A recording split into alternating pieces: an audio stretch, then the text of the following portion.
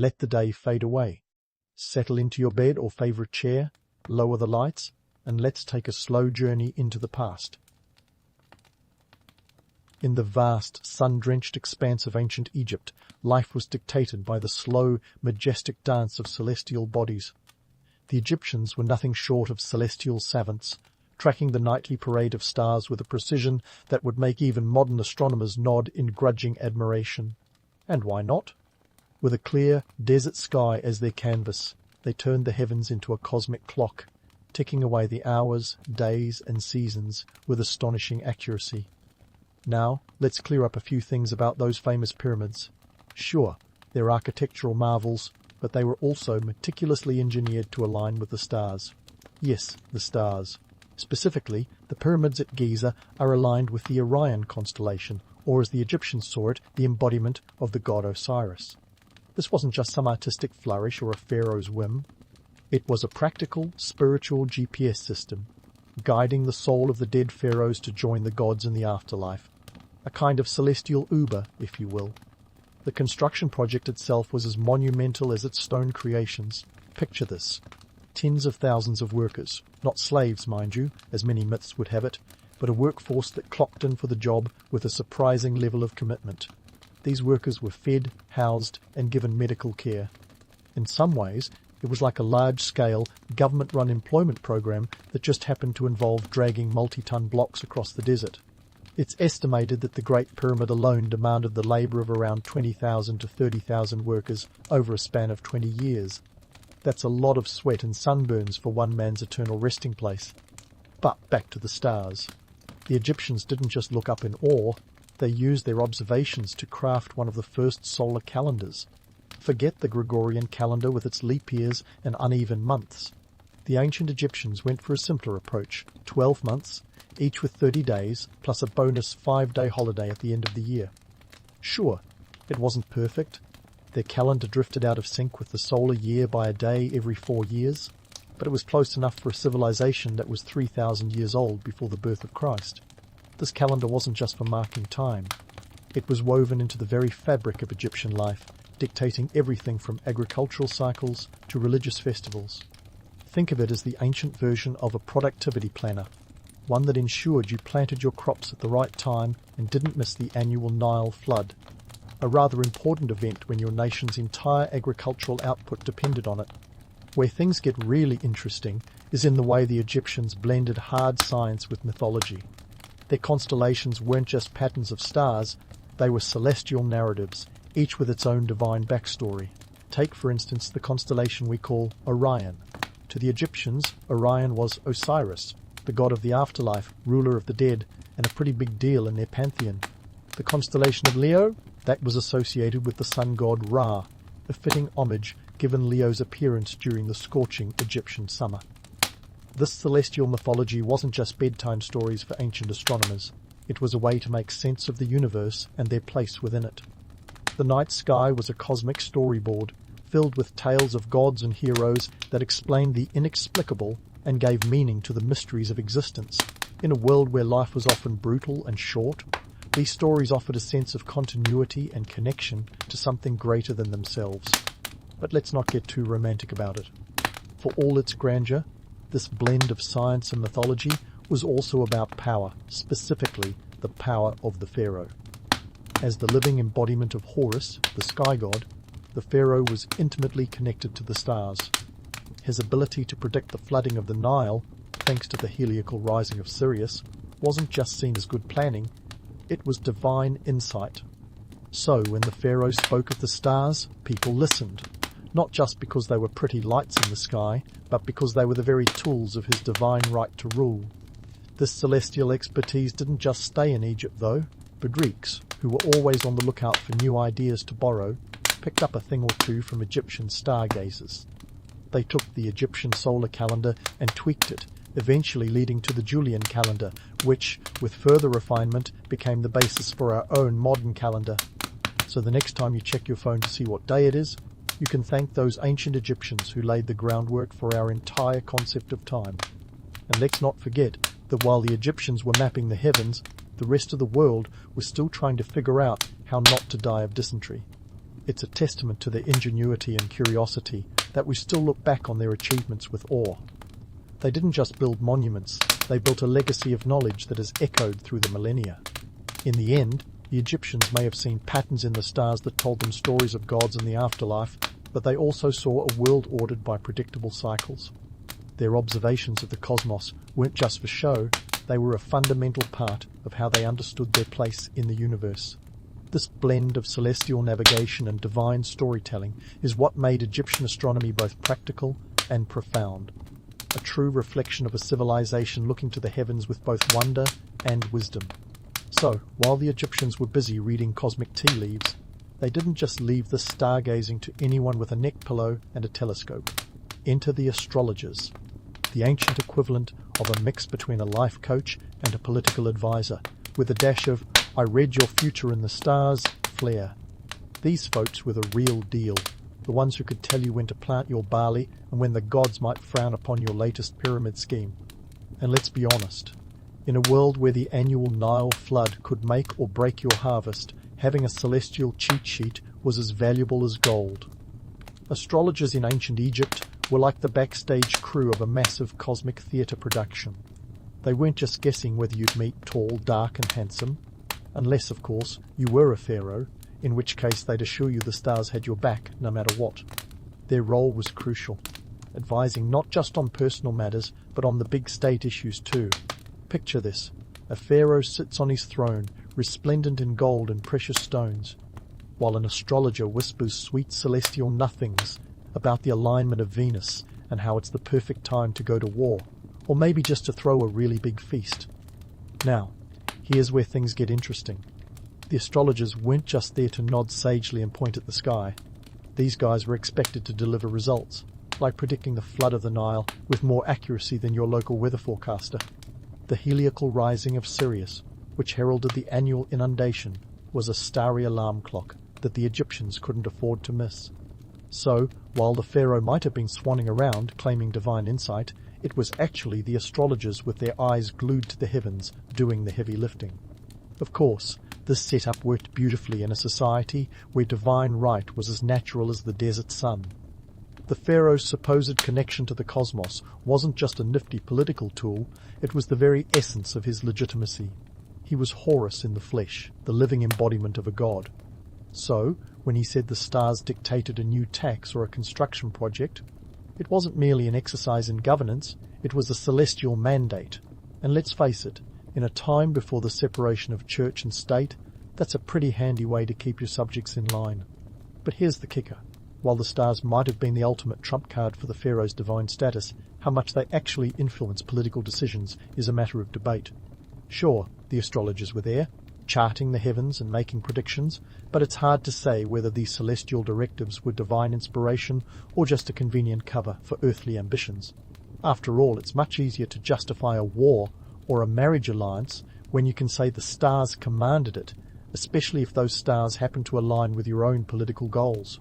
Let's not forget that this was also a time when economic realities couldn't be ignored. The Nile might have been the lifeblood of Egypt, but its floods were as unpredictable as they were essential. When the astrologers got it right, they were heroes. When they didn't, well, let's just say they probably had a backup plan. In an era where the difference between a bountiful harvest and famine was only a few meters of water, the pressure was on to get those predictions spot on. So, while the pharaoh could claim divine insight, it was the astrologers who bore the weight of ensuring the stars didn't fall out of favor. In truth, the stars were both a source of wonder and a tool of power. They were used to justify everything from royal decrees to agricultural practices. The Egyptians were masters at blending the mystical with the practical, creating a worldview where the cosmos wasn't just a distant spectacle, but an active participant in daily life. It's a testament to their ingenuity and belief that the universe was as interconnected as the intricately carved hieroglyphs that recorded their history. Yet, as convenient as the stars were for explaining the unexplainable, they weren't a catch-all solution. Human nature, being what it is, meant that politics, economics, and personal ambition played just as significant a role in shaping decisions. The stars might have been a guiding light, but the real work was done by those who understood the delicate balance between celestial guidance and the harsh realities of life along the Nile. In the end, the Egyptians' relationship with the stars was a complex dance of faith, power, and pragmatism. Their astrologers were not just seers of the future, but interpreters of a divine language that spoke to the very heart of their civilization. It's a story of how a culture looked to the heavens and saw a reflection of their own lives, crafting a legacy that still captures our imagination today. But don't get too comfortable in the starlit wonder. There's still more to uncover about how these ancient celestial strategies played out on the earthly stage of Egyptian history. Stay tuned as we continue to unravel the threads of this cosmic tapestry. And speaking of this cosmic tapestry, let's dive into the economic whirlwind that was ancient Egyptian astronomy and astrology. Because, let's face it, when you're running a civilization as grand as Egypt, the stars aren't just pretty, they're an investment. So, strap in as we explore how these celestial affairs impacted the ancient economy. First off, let's talk about the temples, which were the Egyptian equivalent of Wall Street only, with more incense and less insider trading. These architectural behemoths weren't just places of worship, they were the central hubs for astronomical studies. The Egyptians poured resources into these sacred sites like a modern government invests in tech startups. Take the Karnak temple complex, for instance. This sprawling beauty wasn't built with pocket change. Its construction spanned over 2,000 years and employed a workforce that would put any Silicon Valley company to shame. The cost? Well, let's just say it involved enough gold to make even Midas blush. Keeping these temples running was no small feat. We're talking about a massive payroll here. Priests, astronomers, and a whole host of other specialists were employed full-time to keep an eye on the sky and interpret its divine messages. These guys were the ancient world's equivalent of data analysts, continuously gathering and interpreting cosmic information. And just like modern tech jobs, these positions weren't handed out lightly. You had to know your way around a star map better than an Uber driver knows city shortcuts. Economic impact? Oh, you bet. The temples weren't just spiritual centers, they were economic engines. They owned vast tracts of land, managed agricultural estates, and controlled key trade routes. The priests, as the ultimate middlemen between the gods and the people, wielded immense power. Let's not forget the cost of running these operations. Feeding and housing the workforce, maintaining the temples, and funding the rituals required a steady stream of resources. The temples were essentially self-sustaining microeconomies, generating income through offerings and taxation. Now, before we get all misty-eyed romanticizing these ancient financial systems, let's throw a little skepticism into the mix. As much as the temples were centers of knowledge and power, they were also giant monuments to human vanity. The sheer scale of resources allocated to these constructions was staggering. Sure, aligning temples with the stars might have been spiritually significant, but it was also a colossal spendfest. The question is, did the benefits justify the costs? The Egyptians certainly thought so, especially considering the practical benefits of their starry endeavors. Agriculture, the backbone of the Egyptian economy, was heavily dependent on accurate celestial predictions. Knowing when Sirius would pop up in the sky was crucial for predicting the Nile's annual flood. This wasn't just about watering your garden, it could mean the difference between plenty and famine. In a land where the Nile's capriciousness dictated life and death, reliable star charts were as valuable as a modern farmer's almanac. And let's not forget navigation. The Egyptians were no landlubbers. They had a bustling trade network that stretched across the Mediterranean and beyond. Navigating these waters required more than just a sturdy vessel, it demanded a keen understanding of the stars. The North Star, for instance, was the ancient equivalent of Google Maps, guiding traders safely to their destinations. This star-savvy navigation not only fueled commerce, but also allowed Egyptian culture and influence to spread like wildfire across the ancient world. Trade wasn't the only thing shooting for the stars. The Egyptians' understanding of astronomy also played a critical role in their military campaigns. Knowing when to launch an offensive or when to hunker down for the season could turn the tide of battle. Here, the astronomical calendar wasn't just a tool for farmers. It was a strategic asset in the pharaoh's arsenal.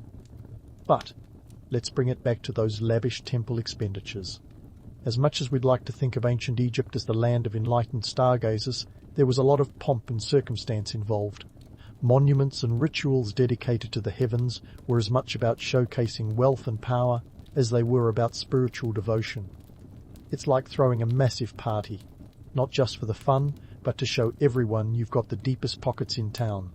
So, while the temples stood as symbols of celestial knowledge and divine connection, they were also reminders of where priorities lay. The resources poured into these celestial projects could have been used elsewhere, like improving infrastructure or funding new agricultural innovations. Instead, they went into stone and ceremony, feeding the ego of a civilization that looked to the stars for guidance and validation. It's a classic case of human nature, the need to build, to create something lasting, and to show future generations we were here. The Egyptians did just that, but at an astronomical cost.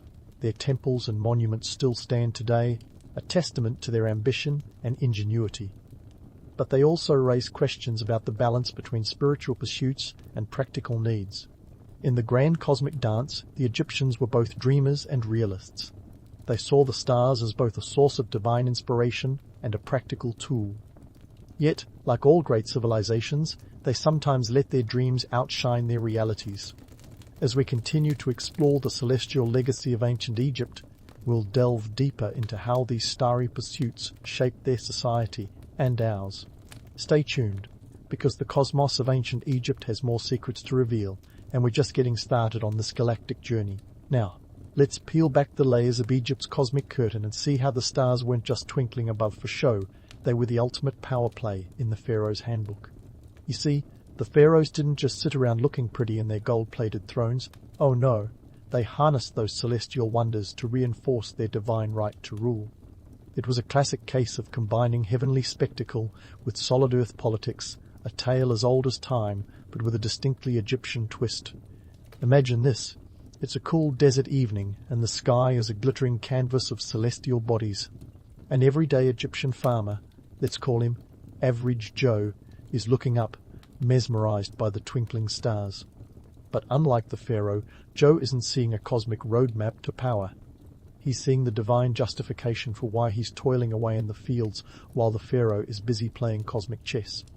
The ruling elite had a knack for taking something as vast and uncontrollable as the night sky and weaving it into a narrative that kept them firmly in power. The pharaoh was portrayed as the living Horus, a god walking among mortals whose actions were inextricably linked to the movements of the stars. This celestial endorsement was crucial because, let's face it, ruling an empire isn't all pyramid building and chariot races. When you're managing a populace of a few million, you need more than just a good PR team. You need the universe itself to back you up. And what better way to do that than by claiming the heavens as your personal billboard? The stars were like a divine PowerPoint presentation, with constellations like Orion and Sirius underscoring the pharaoh's celestial credibility. Those heavenly alignments were more than pretty patterns. They were celestial insurance policies, reinforcing the idea that the pharaoh's rule was written in the stars. And if the stars said it, who was Average Joe to argue? But let's not kid ourselves. This wasn't just about divine right. It was also about maintaining the social hierarchy. Those celestial claims were a potent reminder of where everyone stood in the grand cosmic order. The pharaoh sitting at the top with a direct line to the gods, and Average Joe somewhere near the bottom, just trying to make sure the Nile didn't wash away his crops. It was a setup that kept everyone in their place, with the stars as the ultimate enforcers of the status quo. And while we're on the topic of status, astronomy and astrology played a starring role in the social pyramid. The priests and astrologers, those ancient stargazers, weren't just keepers of celestial wisdom, they were also the gatekeepers of social mobility. With their knowledge of the stars, they wielded immense power, advising the pharaoh and influencing decisions that affected the entire kingdom. They were the original influencers, but instead of Instagram likes, they dealt in cosmic clout. For Average Joe, this celestial hierarchy meant that his life was dictated not just by earthly rulers, but by the whims of the heavens. Planting season? Better check with the stars. Marriage? Consult the astrologers. Even the timing of his taxes might have been determined by some celestial alignment. It was a life of constant deference to forces far beyond his control, both earthly and celestial.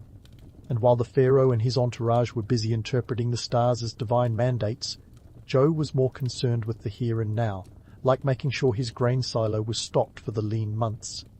The stark contrast between the celestial grandeur sold by the elite and the mundane reality of everyday life was as glaring as the Egyptian sun at noon. For the average Egyptian, the stars might have been a source of guidance and awe, but they were also a reminder of the vast gulf between the haves and the have-nots. Now, let's not forget the economic implications of all this. The temples, with their astronomical observatories, weren't just spiritual centres, they were economic powerhouses.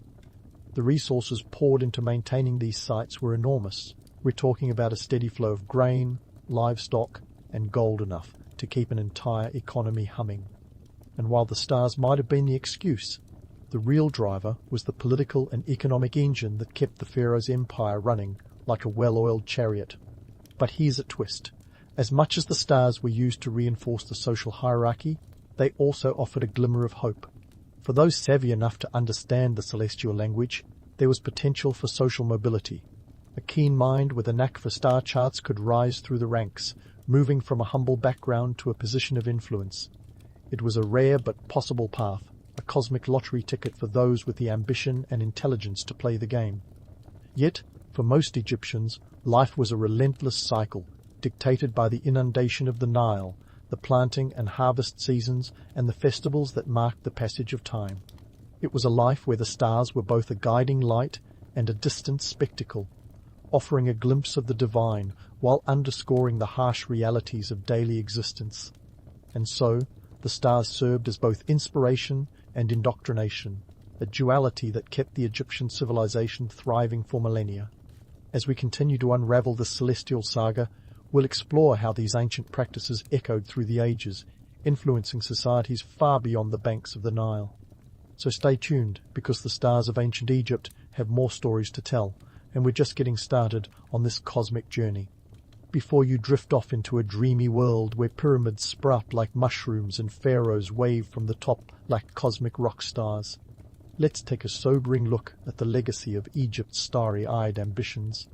While the ancient Egyptians were busy reading destiny in the stars and making sure their pharaoh had the divine credentials to rule, they were also laying the groundwork for future civilizations to take a peek at the heavens and say, "Hey, we want in on that action." Fast forward a few centuries, and you'll find those starry practices echoed in the ambitious endeavours of the Greeks and Romans. They borrowed, adapted, and sometimes outright pilfered Egyptian astronomical knowledge. Ever heard of Ptolemy? No, not the Egyptian dynasty, but Claudius Ptolemy, the Greco-Roman mathematician and astronomer who was basically the Neil deGrasse Tyson of his time. His work, the Almagest, was heavily influenced by Egyptian star catalogues and became the go-to guide for stargazers for over a millennium. But let's not sugarcoat it. The Greeks and Romans had a knack for putting their own spin on things. They took the Egyptian constellations, added a splash of mythology, and presto, Orion became not just Osiris, but a hunter pursued by a giant scorpion. This celestial remixing was a testament to how Egyptian astronomy was both a foundation to build on and a canvas to paint over. And while the Romans might have swapped chariots for astrological charts, the Egyptian legacy of blending stars with politics lived on. Roman emperors, much like Egyptian pharaohs, capitalized on celestial events to assert their divine right to rule. When a comet streaked across the sky after Julius Caesar's assassination, it was conveniently declared his soul ascending to join the gods. Talk about a cosmic PR stunt. Of course, Egyptian influence didn't stop with Western civilizations. Over in the East, Islamic scholars during the Golden Age of Islam took a leaf, or rather a star cluster, out of the Egyptian playbook. They meticulously studied and expanded upon the astronomical works of their Egyptian predecessors. Observatories sprouted in places like Baghdad and Cairo, where scholars like al-Battani refined the solar calendar, making it more accurate than its ancient Egyptian prototype. These scholars were the OG data scientists, calculating the length of a year with uncanny precision, using nothing but the night sky and their sharp wits. But it wasn't just the calendar that got a glow-up. Astrology, that ancient Egyptian blend of science and mysticism, found new life in the Islamic world. It was polished, debated, and incorporated into medical practices, where physicians used astrology to diagnose and treat patients. This wasn't just hocus-pocus.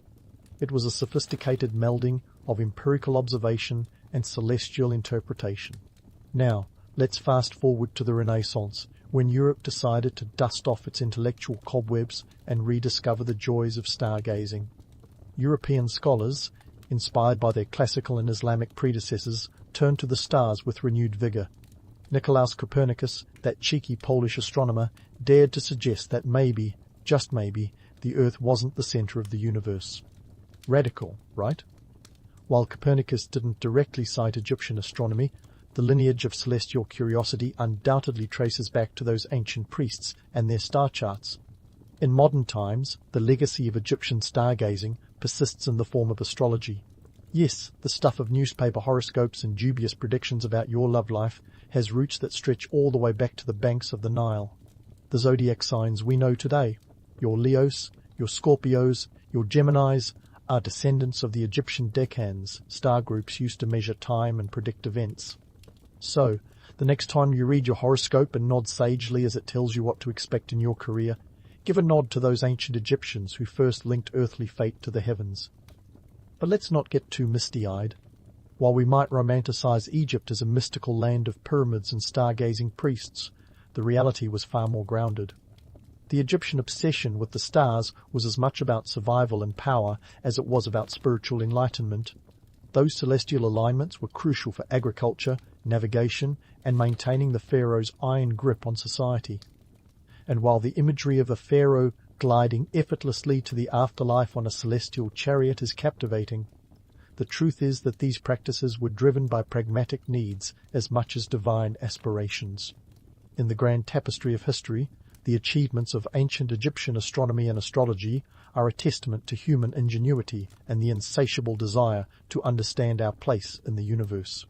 They remind us that while the night sky may appear distant and unchanging, it has long been a canvas for human dreams, ambitions, and power plays. The Egyptians, with their blend of myth and mathematics, crafted a legacy that transcended time and geography, influencing countless generations long after the last pyramid stone was laid. So as you lie in bed tonight, staring up at your popcorn ceiling with a newfound appreciation for celestial navigation, remember that the stars have always been more than just distant lights. They are the echoes of ancient wisdom, the remnants of civilizations long gone, and the silent witnesses to humanity's eternal quest for knowledge. And who knows? Perhaps somewhere out there, an ancient Egyptian priest is chuckling at how we're still trying to make sense of the universe, one horoscope at a time.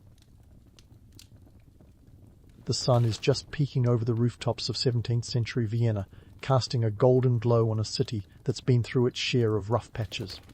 You're waking up in a place that's got the vibe of a bustling metropolis, despite the whole recovering from war thing.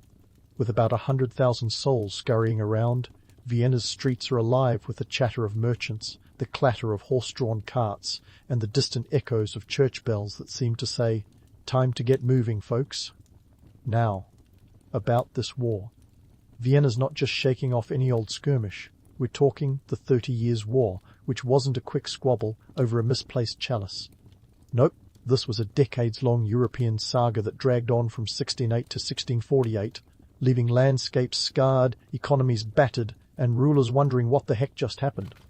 In this city, rebuilding isn't just about brick and mortar, it's about healing a society.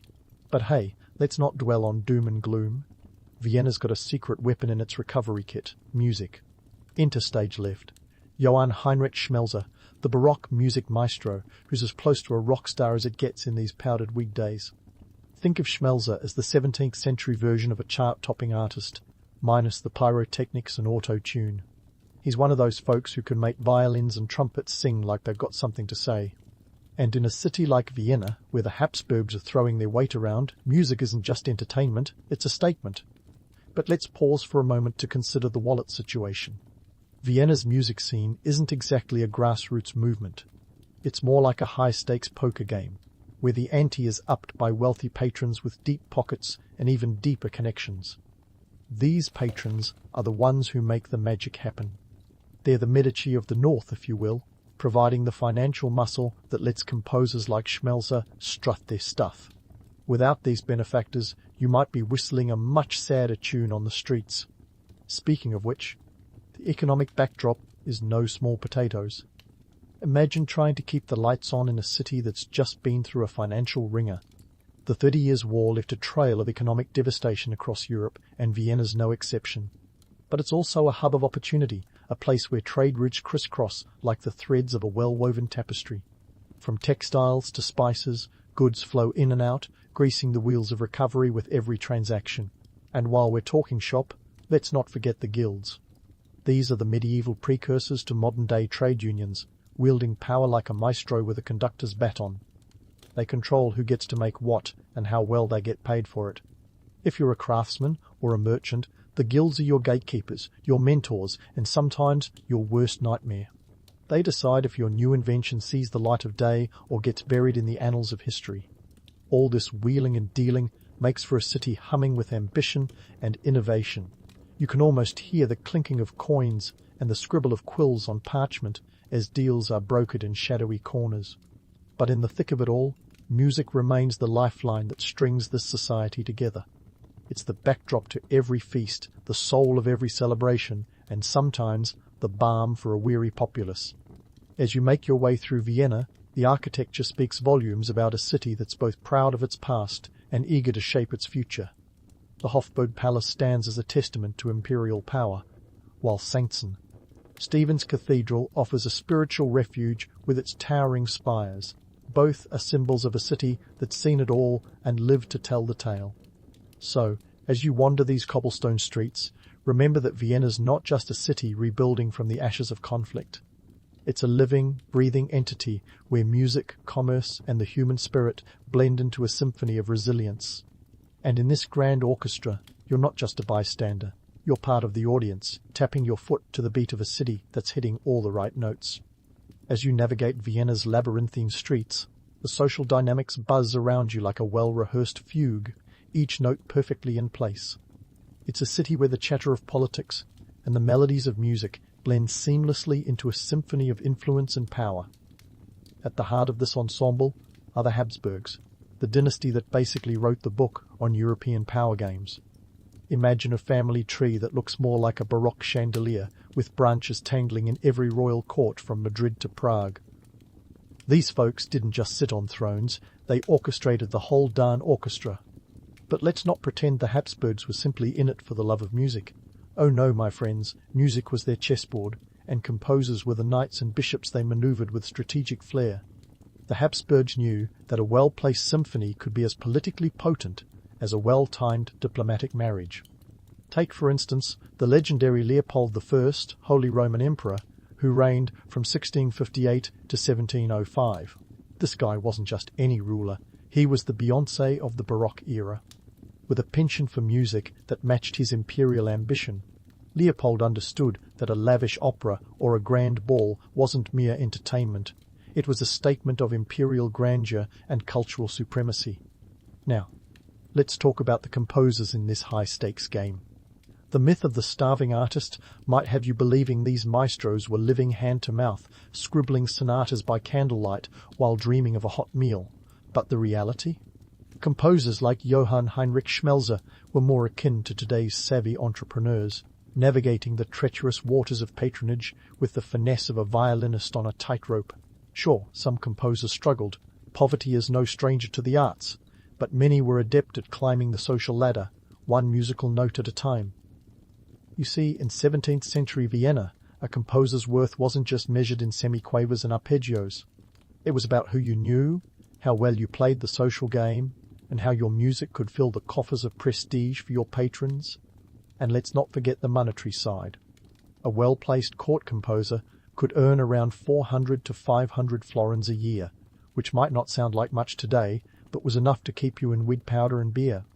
Meanwhile, Vienna itself was a city with a split personality, where high society and street life danced a delicate pas de deux. On one hand, you had the grandeur of the Hofburg Palace, a sprawling testament to Habsburg might. On the other, the bustling markets where vendors hawked everything from Hungarian paprika to fine fabrics, each transaction a tiny cog in the economic machinery revving up after years of war. But back to the Habsburgs, those maestros of political theatre. They knew that music could be a weapon, a way to dazzle foreign dignitaries and remind everyone who was in charge without firing a single cannonball. And composers? They were happy to oblige, crafting overtures that doubled as sonic power plays. It was an era where the arts weren't just for the sake of beauty, they were the velvet glove over an iron fist. Of course, not every composer was in the Habsburgs' inner circle. For every Schmelzer there were dozens of hopefuls scribbling away in obscurity, dreaming of the day when their melodies would echo through the halls of power. Yet even these unsung heroes played a part in the grand tapestry of Viennese life. For some, a single performance at the right venue could change everything, transforming them from a struggling artist into a sought-after sensation. As you soak in the sights and sounds of Vienna, you begin to see music not just as an art form, but as the very lifeblood of the city. It's a currency of influence and ambition, a way for the Habsburgs to broadcast their might and for composers to carve out their place in history. In this world, melody and politics are intertwined, each feeding off the other in a harmonious dance that defines the era. So as you stroll past the opulent facades and bustling markets, remember that Vienna's musical landscape is more than just notes on a page. It's the soundscape of a city pulsing with life, where every chord strikes a balance between the aspirations of the few and the dreams of the many. Whether you're a composer looking to make your mark or a patron seeking to flaunt your power, Vienna offers a stage where music is the ultimate currency of social and political capital, and in this grand performance everyone has a part to play. As you saunter past the opulent facades and bustling markets, your ears catch the faint strains of a symphony wafting from the Hofburg Palace. This is no ordinary afternoon in Vienna. This is your golden ticket to the imperial court, where Baroque music doesn't just happen, it explodes in a cacophony of grandeur and finesse. Inside, the hall gleams with gilded mouldings and crystal chandeliers that could rival the sun. This is the epicenter of musical decadence, folks, where the Habsburgs hold court and composers like Schmelzer strut their stuff with the confidence of a rock star at Woodstock. But wait, let's pump the brakes on the glamour train for a second. Behind the velvet drapes and elaborate frescoes lies a logistical beast that would make even the most seasoned event planner break into a cold sweat. You see, staging these musical extravaganzas wasn't just about slapping a few musicians on a stage and calling it a day. Oh no, this was a full-scale production, involving a small army of performers, stagehands, and, of course, the all-important patrons who footed the bill. Now, let's talk numbers. A single court performance could cost upwards of 1,000 florins, a sum that could buy you a decent-sized house back in the day. And that's before you even think about the logistics. Transporting harpsichords, tuning those temperamental violins, and ensuring the maestro's wig was powdered just right. Each detail required meticulous planning and, more importantly, cold, hard cash. Speaking of violins, here's where we flip the script on traditional orchestration. The Baroque period was the coming-of-age party for the violin as a solo instrument. Before this, violins were like the bass players of the orchestra, essential but rarely in the spotlight. But the 17th century saw them stepping out like Beyoncé leaving Destiny's Child, ready to dazzle the crowd on their own terms. Composers like Schmelzer weren't just writing music, they were rewriting the rulebook, giving the violin a voice that could soar above the ensemble like a soprano hitting the high notes. And if you think that was enough to keep musicians busy, think again. Improvisation was the name of the game, a skill that separated the virtuosos from the wannabes. Picture this. A composer hands you a sheet of music with a few scribbles, a musical skeleton if you will, and it's your job to flesh it out with the flair and panache that could make or break an entire performance. It was jazz before jazz was cool, a creative tightrope walk that demanded both technical precision and the kind of creative intuition that you can't learn from a textbook. Yet, let's not forget the unsung heroes of this musical pageant, the patrons. These were the folks with the deep pockets who made sure the show went on, and they weren't just throwing cash around for the fun of it. This was a strategic investment. A lavish performance wasn't just about the music, it was a statement, a way for patrons to flaunt their wealth and influence, to show the world that they were players in the high-stakes game of cultural one-upmanship. But if you think all this pomp and circumstance was just about impressing the neighbours, think again. There was a deeper, more political game afoot. For the Habsburgs, music was a tool of diplomacy, a way to weave cultural influence into the fabric of European politics. A well-timed opera could smooth over diplomatic tensions, while a grand ball might just be the setting for the next big alliance. It was the ultimate chess game, and the composers and musicians were the pieces being maneuvered across the board. Now, let's bust a myth while we're at it. The romantic notion of composers as tortured geniuses scribbling away in isolation is about as realistic as a unicorn in a petting zoo. Sure, some struggled with poverty and obscurity, but many were savvy operators who knew how to work the room. A court composer wasn't just an artist, they were a brand, a cultural ambassador whose music could elevate both themselves and their patrons to new heights of prestige. So, as you sit in the plush velvet seats of the imperial court, soaking in the symphony and the spectacle, remember that this is more than just a musical performance. It's a microcosm of 17th century society, a delicate balance of art, politics and commerce where every note carries the weight of ambition and intrigue. In this world, music isn't just an art form, it's the soundtrack of power, a melody that echoes through the corridors of influence and history alike. And as the final notes of the performance hang in the air, you're left with a sense of awe, not just at the music, but at the intricate web of human endeavour that brought it into being. It's a reminder that behind every legend lies a reality more complex and fascinating than any myth, a world where music is both a passion and a power play, the heart and soul of an empire that knew how to make every moment count. As the final echoes of that grand performance float away like dandelion seeds in a summer breeze, you're left contemplating the duality of life in 17th century Vienna. It's like the best reality show ever, minus the cameras and with way more powdered wigs. Behind the gilded facades and resplendent concerts lies the everyday grind of the composers, those maestros of melody who were one part artist, one part hustler. Let's be real here. Life for a Baroque composer wasn't all symphonic bliss and gala soirees. It was a precarious balancing act, a game of musical Jenga where one wrong move could send the whole thing tumbling down.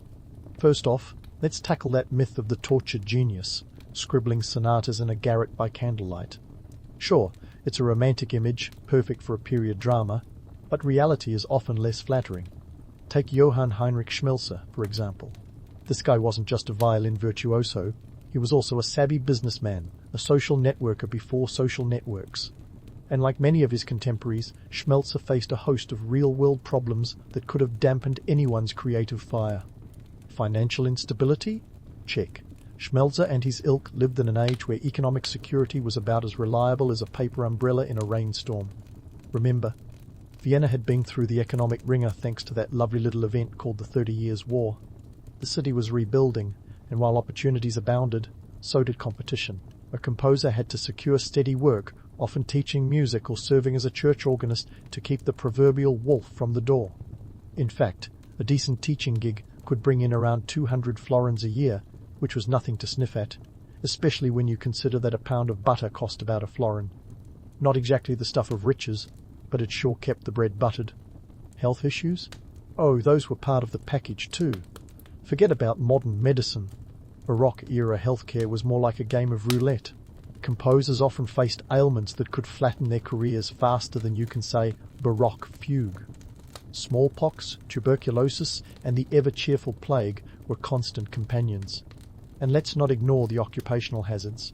Repetitive strain injuries weren't just for office workers.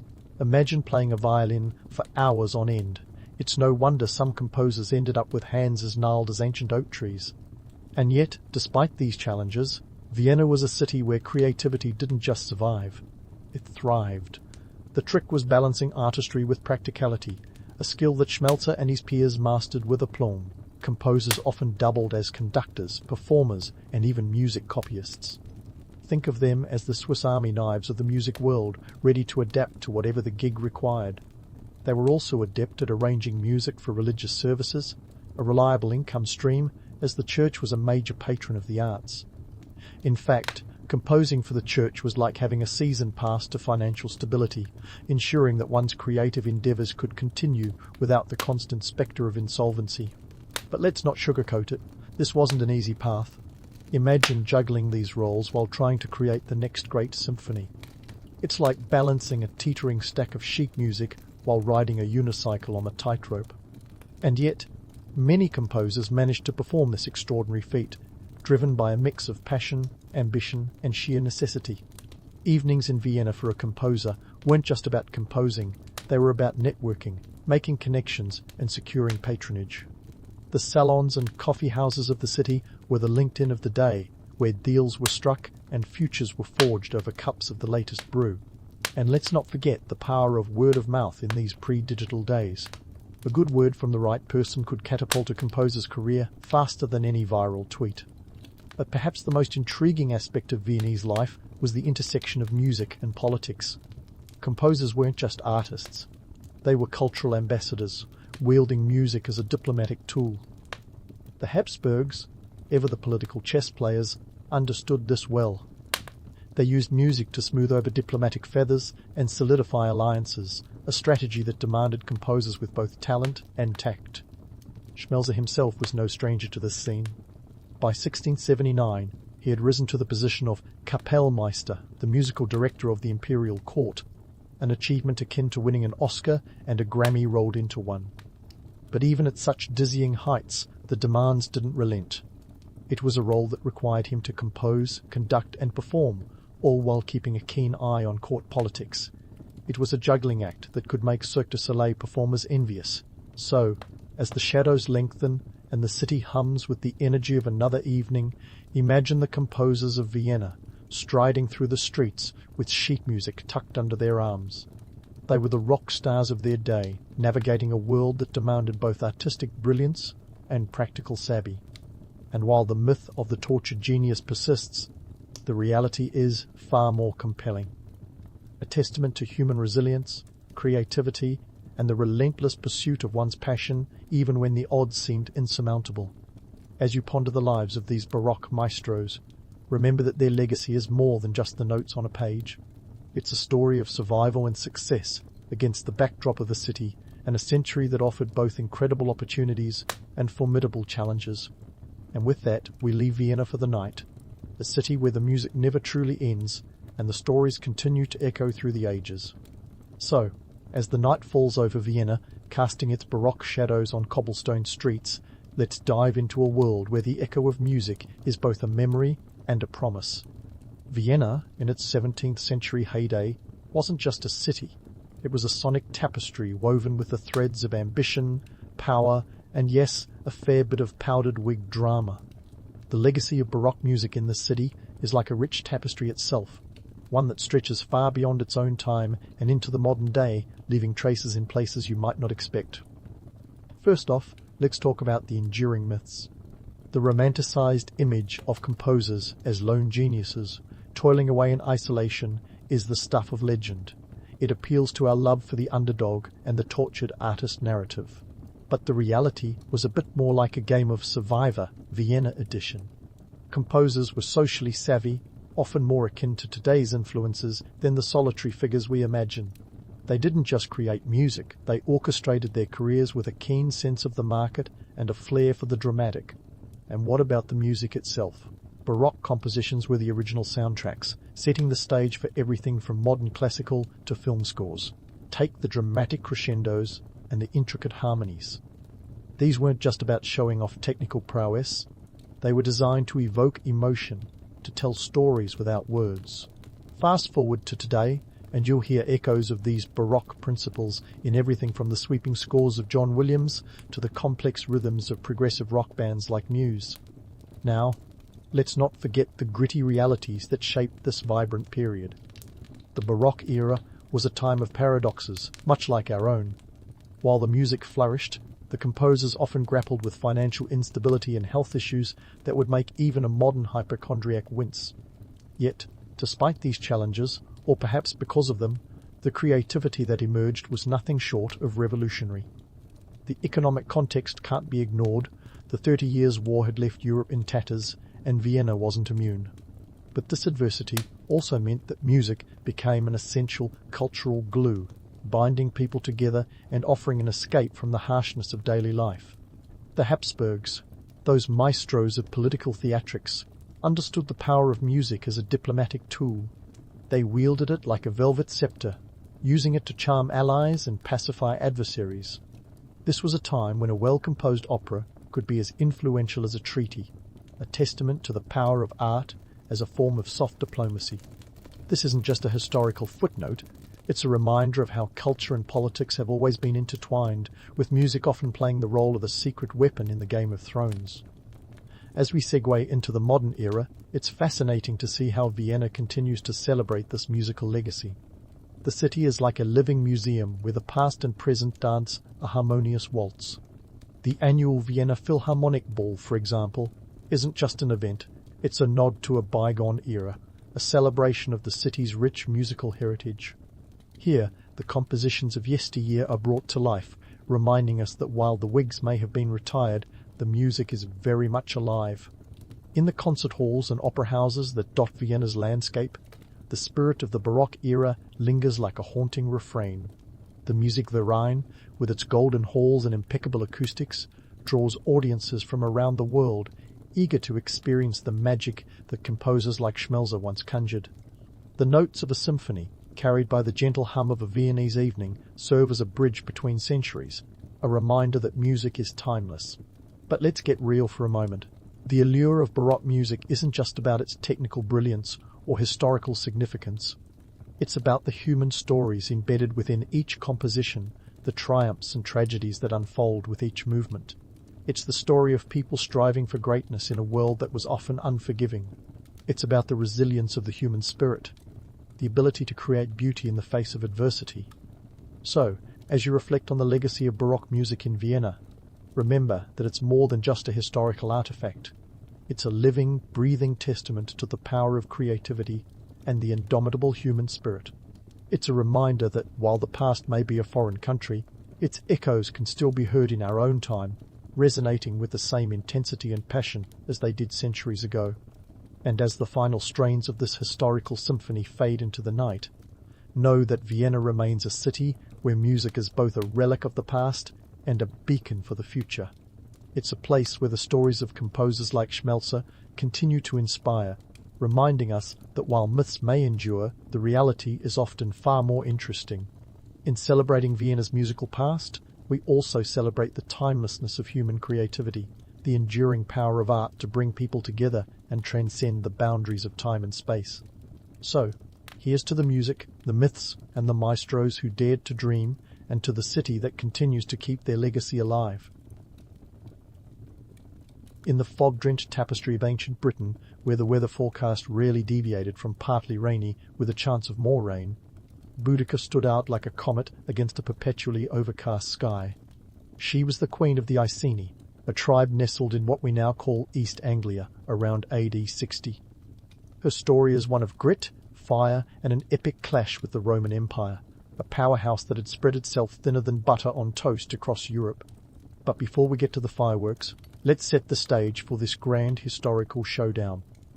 Now, the Romans were a bit like the overly ambitious kid in class who signed up for every extracurricular activity, except their activities included conquering lands and collecting taxes. They'd been in Britain since AD 43, when Emperor Claudius decided it was high time to expand the empire's real estate. But let's not pretend it was a match made in heaven. The Romans and the Britons were about as compatible as oil and water, or more aptly as Julius Caesar and a quiet evening at home. Enter the Iceni tribe, a Celtic people who valued their independence and wore more plaid than a Scottish rock band. Initially, the Romans allowed the Iceni to keep their local kings in exchange for nominal allegiance. But these alliances were shakier than a Jenga tower in a windstorm. Prasutagus, Boudica's husband, was one of these client kings. He probably thought he was being clever when he wrote his will, leaving half of his kingdom to the Roman Emperor Nero and the other half to his daughters. What could go wrong? Well, in a classic move that would make any soap opera proud, Rome decided that half was not, in fact, enough.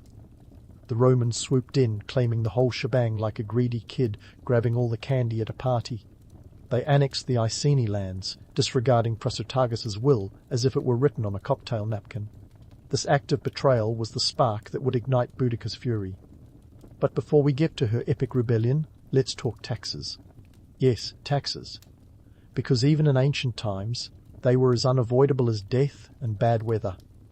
The Roman taxation system was as convoluted as a modern tax code, except with fewer loopholes and more spears. The locals had to pay tribute to Rome in the form of grain, livestock, and sometimes even themselves if they happened to be in debt. And debts were as common as complaints about the weather. To add insult to injury, the Romans had a penchant for land seizure. If you couldn't pay up, your land magically became Roman property faster than you could say veni, vidi, viti. This economic squeeze was particularly galling for the Iceni, who weren't exactly living in the lap of luxury to begin with. The Romans introduced new farming techniques and infrastructure, which sounds great until you realize it was all designed to benefit Rome. Roads were built to move Roman troops more efficiently, not to improve the morning commute for the Iceni.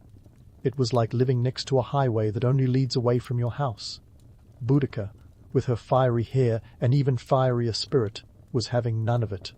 The cultural clash between the Romans and the Britons was more than just a clash of swords, it was a clash of values. The Romans, with their togas and baths and love of all things marble, saw themselves as the pinnacle of civilization. Meanwhile, the Britons, with their oral traditions and tribal loyalties, valued freedom and kinship above all else. To the Romans, the Britons were barbarians. To the Britons, the Romans were oppressors.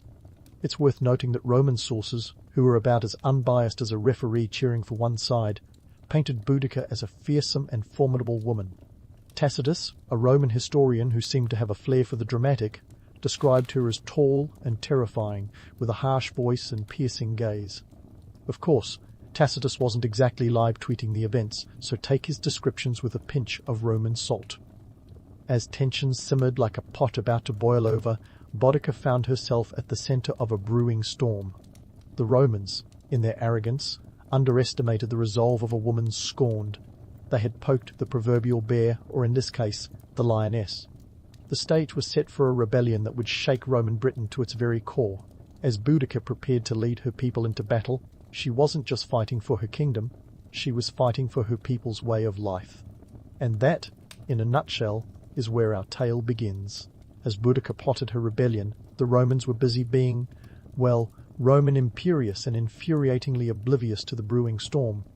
They were the bureaucratic juggernaut of their time, with a legal system so intricate it made modern tax codes look like child's play. But this time, their penchant for paperwork and power plays would come back to bite them harder than a disgruntled lioness. Let's dive into the tragic events that unleashed Boudica's fury. A tale that reads more like a courtroom drama with less gavel-banging and more spear-wielding. When Prasutagus, Boudica's husband, shuffled off this mortal coil, he left behind a will that was supposed to be a win-win situation, a legacy shared between his daughters and the Roman Emperor Nero. But Nero, never one to pass up an opportunity for excess, saw this as a mere suggestion and not a legal obligation. In a stunning display of Roman wisdom, they decided to ignore the will entirely, seizing the Iceni lands faster than you can say carpe diem. But wait, there's more. The Romans didn't stop at annexation. They decided to throw in some good old-fashioned humiliation for free. Enter the mistreatment of Boudica's daughters, a dark chapter that would make even the most hardened Roman cringe. Tacitus, our dramatic Roman historian friend, tells us that Boudica was flogged and her daughters were violated by Roman soldiers, a disgraceful act that was both a personal and a political slap in the face. This wasn't just an attack on a family, it was an assault on the very fabric of Iceni society. Now, you might think the Romans would have realized that messing with the family of a fiery queen might not be in their best interest, but you'd be giving them too much credit. Their arrogance was like a runaway chariot, impossible to stop and destined for disaster. The Romans were so wrapped up in their own superiority complex that they failed to see the storm clouds gathering on the horizon. It was a classic case of underestimating your opponent, a mistake that history never forgets nor forgives. Speaking of underestimations, let's talk about the Roman legal system. To call it convoluted would be like calling the ocean a bit wet.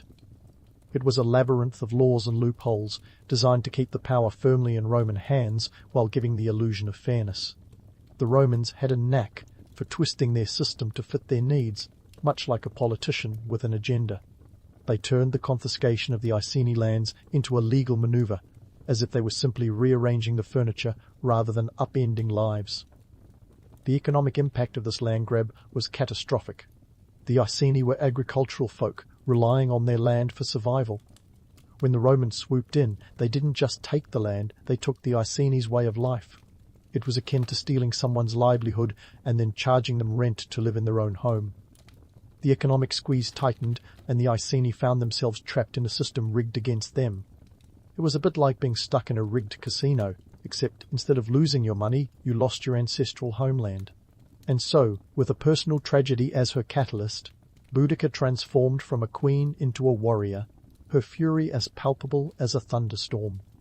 She rallied her people, igniting a rebellion that would make history quake.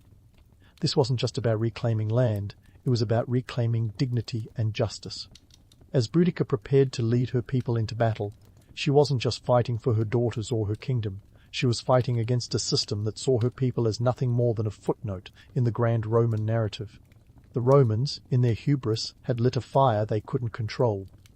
Boudica's uprising was more than an act of rebellion. It was a declaration that the Iceni, and indeed all of Britain, would not be subjugated easily. In this high-stakes game, the Romans had played their hand, and now it was Boudica's turn to show them what true strength looked like. But as the battle lines were drawn, it was clear that this clash would not only be a test of military might, but also a test of will and resilience. So, as Boudica stood on the brink of war, it was evident that the Romans were about to learn a harsh lesson: never underestimate a woman with nothing left to lose. As the drums of war sounded, the stage was set for a confrontation that would echo through history. But this was just the beginning of Boudica's saga, a tale of defiance and determination that would challenge the might of Rome and leave an indelible mark on the pages of history. Stay tuned, because Boudica's story is far from over. And so, as Boudica's rebellion marched from the realm of possibility into reality, the Romans were about to get a taste of their own medicine, bitter and served cold. Our fierce queen, fed up with Roman arrogance, rallied her forces with the kind of passion you'd expect from someone whose entire world had been turned upside down.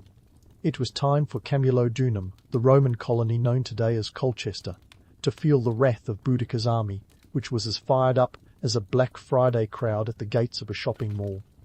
Let's talk numbers. Boudica's forces weren't just a ragtag bunch of angry Celts, they were a formidable army. Historical estimates suggest she commanded anywhere from 70,000 to 100,000 warriors. Yes, you heard that right, enough to fill a modern sports stadium. They came from various tribes bound together by a shared disdain for Roman rule and a penchant for war paint. The Roman garrison at Camulodunum, on the other hand, was laughably small in comparison. We're talking about 200 Roman soldiers trying to hold the fort, literally. That's like sending a foot patrol to stop a tsunami. The siege of Camulodunum was an early success for Boudica, a textbook case of what happens when you underestimate the fury of a united people. The Romans had fortified the city with walls about 2.5 meters thick, which sounds impressive until you consider the sheer determination of Boudica's forces. They overwhelmed the city with the kind of brute force that makes a wrecking ball look gentle. This was no precision strike. It was an all-out assault, a symphony of chaos conducted by a queen with nothing to lose. Now, before we get all misty-eyed over Boudica's triumph, let's inject a dose of reality. The logistics of moving and feeding a massive army in ancient Britain were as daunting as trying to organize a family reunion when no one knows how to cook. Supplies were scarce, and the army had to move quickly to avoid running out of food and morale. It wasn't all glorious charges and noble speeches. There was mud, exhaustion, and the constant threat of mutiny. Picture a travelling circus, but with more swords and less juggling. And then there were the harsh realities of ancient warfare. Let's not sugarcoat this. The sacking of Camulodunum was brutal. The Romans, unprepared for the ferocity of the attack, were caught like deer in headlights. The city was burned to the ground, and the temple dedicated to Claudius, where the Roman citizens had sought refuge, became their tomb. It's said that the Britons took no prisoners, exacting a bloody revenge that was as swift as it was merciless. But why did this matter so much? Why was the fall of Camulodunum a significant blow to the Romans? For starters, it was one of the largest settlements in Roman Britain, a symbol of Roman dominance and civilization, or at least their version of it. Destroying it was a powerful statement that the Britons would not be cowed. It was like taking a sledgehammer to a statue of oppression, with the added satisfaction of watching your oppressors run for their lives. And let's not ignore the economic impact. Camulodunum was more than just a city. It was a hub of Roman economic and military power. Its destruction was akin to ripping out the heart of Roman administration in the region, disrupting the flow of resources that kept the Roman machine well-oiled. Boudica's rebellion wasn't just a military assault, it was economic warfare. striking at the empire's Achilles heel. Yet, the romantic image of Boudica as a warrior queen leading a flawless campaign deserves a closer look. Remember, ancient warfare wasn't all about glorious victory processions. It was gritty, bloody, and often chaotic. Communication was limited to shouting over the din of battle, and strategies could unravel faster than a ball of yarn in a kitten's paws. Boudica's forces, while successful at Camulodunum, faced the constant threat of Roman retaliation, not to mention the logistical nightmare of maintaining an army on the move. The Romans, masters of adaptation, weren't going to take this lying down. They were already regrouping, planning their counterattack with a kind of meticulous detail that would make a Swiss watchmaker proud. They had underestimated Boudica once, and they knew they couldn't afford to do so again. The stage was set for further confrontations, and the stakes were higher than ever. As we leave Boudica and her forces basking in the glow of their victory at Camulodunum, it's clear that the rebellion was just getting started. The Romans, with their empire on the line, were gearing up for a fight that would test the limits of both sides. But for now, Boudica had shown that even the mightiest of empires could be shaken by the will of those it sought to subjugate. As the flames of Camulodunum flickered in the night, one thing was certain: this was far from over. Stay tuned as the saga continues, with more battles, more drama, and more history in the making. As the embers of Camulodunum's devastation smouldered in the night, the Romans weren't exactly twiddling their thumbs. Nope, they were busy crafting a plan to teach Boudica and her army a lesson in humility, Roman style.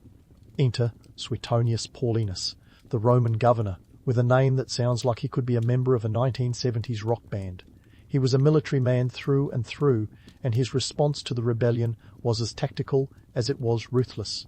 He knew it was time to stop playing defence and deliver a counterpunch that would echo across the British Isles.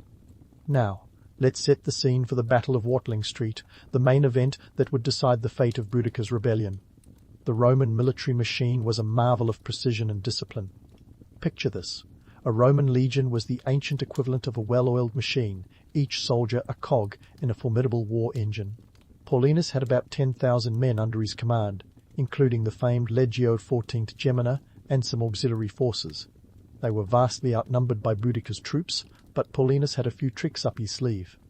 The genius of Paulinus's strategy lay in his choice of battlefield.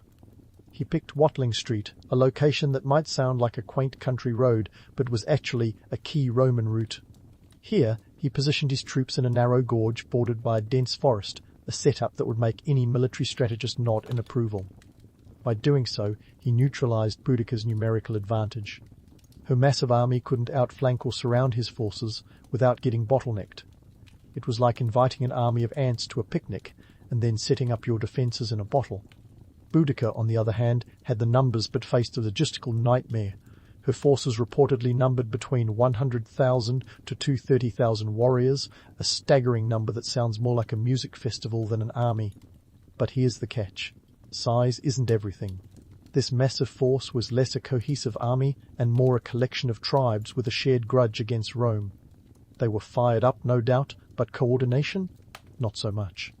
Imagine herding cats, but each cat is armed and has a score to settle. As the two armies faced off, the air was thick with anticipation and probably a fair amount of tension. Boudica, in her chariot, gave a rousing speech to her troops, invoking the gods and the ancestors and reminding them of the brutal injustices they'd suffered. It was the kind of speech that could make even the most skeptical warrior believe they were destined for victory. But rousing speeches only get you so far when the cold, hard reality of battle sets in. When the clash began, the Romans held their ground with the discipline of seasoned veterans. The shield wall, a formation that would have made a Spartan jealous, held firm against wave after wave of charging Britons. The Roman soldiers, armed with short swords known as gladii, were trained for close combat in tight formations. It was less about brute force and more about precision and endurance. They were like a human buzzsaw, cutting down the disorganized Britons who came at them with sheer numbers but little tactical finesse. Now, here's a nugget of historical truth that shatters the romanticized image of ancient warfare. Battles are messy, chaotic, and downright brutal. The Britons, with their long swords and spears, fought valiantly but lacked the cohesion and discipline of the Romans. It was a bloodbath, plain and simple. The Romans, though outnumbered, managed to create a killing zone, a tactic that turned their defensive position into an offensive advantage. It was a bit like watching a chess master take down an opponent who only knows how to move pawns. The decisive factor wasn't just Roman tactics, it was also Roman armour and discipline. The Britons fought with passion and fury, but their lack of armour left them vulnerable to the thrusts of Roman swords and the precision of Roman javelins. The Roman pilum, a kind of heavy javelin, was particularly devastating, designed to pierce shields and armour before bending on impact, rendering them useless. It was a clever piece of engineering that added insult to injury for Boudica's warriors. And then there was the terrain. Paulinus's choice of battlefield boxed in the Britons, leaving them little room for manoeuvre. As the battle raged on, the Britons found themselves trapped, hemmed in by the forest and unable to retreat without chaos turning into a rout. It was as if the earth itself had conspired against them, closing in like the walls of a cruel fate. In the aftermath, the numbers were staggering. Ancient sources claim that as many as 80,000 Britons were killed, while Roman losses were minimal, perhaps a few hundred, not exactly a fair fight. But let's not sugarcoat it. This was a massacre, a grim testament to the ruthlessness of Roman military prowess. Boudica, the fierce lioness who had rallied her people against their oppressors, was defeated not by lack of courage, but by the cold calculus of war. As for Boudica's fate, history is murky. Tacitus tells us she took poison to avoid capture, while Cassius Dio suggests she fell ill and died. Whatever the truth, her rebellion was over, but her legend had only begun. Boudica became a symbol of resistance against tyranny, her story a testament to the indomitable spirit of those who dare to stand against overwhelming odds. Yet, it's essential to strip away the romantic veneer and acknowledge the harsh reality. Her leadership, while inspiring, was not enough to overcome the strategic brilliance of the Roman legions. The Battle of Watling Street was more than just a military engagement. It was a turning point that cemented Roman control over Britain. The road to Romanization was paved with the blood of those who dared to defy the empire. But the memory of Boudica would live on, a flame that flickered defiantly even as Roman rule tightened its grip. It was a story of courage and defiance, yes, but also one of tragedy and the high price of rebellion. And so, as the dust settled on the battlefield, the lessons of Watling Street were clear. Never underestimate the power of strategy, discipline, and the right terrain. Boudica's rebellion may have ended in defeat, but her legacy endured, a reminder that the fight for freedom is a timeless struggle. Stay tuned for the final act of this saga, where we'll explore the aftermath and the enduring impact of Boudica's uprising on the British Isles and beyond. As the echoes of Watling Street faded into the annals of history, the question lingered, what does Boudica's legacy truly mean? In a world where empires rise like soufflés and fall just as quickly, Boudica's rebellion was a blip on the Roman radar, yet it left an indelible mark on the British Isles. Her revolt, while ultimately unsuccessful, was more than just a clash of swords and spears. It was a cultural earthquake that rattled the foundations of Roman Britain and left future generations pondering what might have been. In the immediate aftermath, the Romans wasted no time in tightening their grip on Britain, like a miser clutching his last coin. They rebuilt their settlements with the zeal of over-enthusiastic DIY enthusiasts, re-establishing control over the lands Boudica had set ablaze. The Romanization of Britain picked up pace, a process as inevitable as a sequel in a successful movie franchise. Roads were expanded, cities fortified, and Roman law imposed with a rigour that would make even the most fastidious librarian nod in approval. Yet beneath this facade of order, the memory of Boudica simmered, a reminder that the Roman Empire was not as invincible as it liked to pretend. Economically, the rebellion had been a double-edged sword for Rome. The destruction of key settlements like Camulodunum, Londinium, modern-day London, and Verulamium, present-day St Albans, was a costly setback, akin to having your favourite toys smashed by the neighbourhood bully. Rebuilding required resources and manpower, a drain on the imperial coffers at a time when Nero's Rome was already juggling debts like a circus performer with slippery hands. But in the long term, the Romans saw the potential of a properly managed Britain as a lucrative asset, a land rich in minerals, agricultural produce, and a strategic military outpost. Socially, Boudica's revolt was a catalyst for change. It forced the Romans to reconsider their heavy-handed approach to governance. The new governor, Publius Petronius Turpilianus was dispatched with orders to patch things up with the locals. His task was less about military might and more about winning hearts and minds. Think of it as an ancient PR campaign, but with fewer press releases and more amphorae of wine. The Romans realized that an iron fist might not be the best way to manage a province teetering on the edge of rebellion. They needed a velvet glove, or at least something that resembled one. As the decades rolled on, Boudica's story refused to fade, surviving in Roman histories as a cautionary tale of defiance. Tacitus and Cassius Dio, our old friends with a penchant for dramatic flair, immortalized her in their writings. Tacitus, in particular, had a soft spot for tales of resistance against tyranny, perhaps a reflection of his own complicated relationship with the imperial power structure. Whatever his motivations, he painted Boudica not just as a warrior queen, but as a symbol of liberty, a beacon for those who dared to dream of freedom from oppression. Fast forward a few centuries, and Boudica's legend took on a life of its own, wrapped in the romanticism of the medieval imagination. She became a figure of folklore, her story embellished with each retelling until it sparkled like the crown jewels. The Victorians, with their love of all things dramatic and imperial, seized upon Boudica as a symbol of British resilience.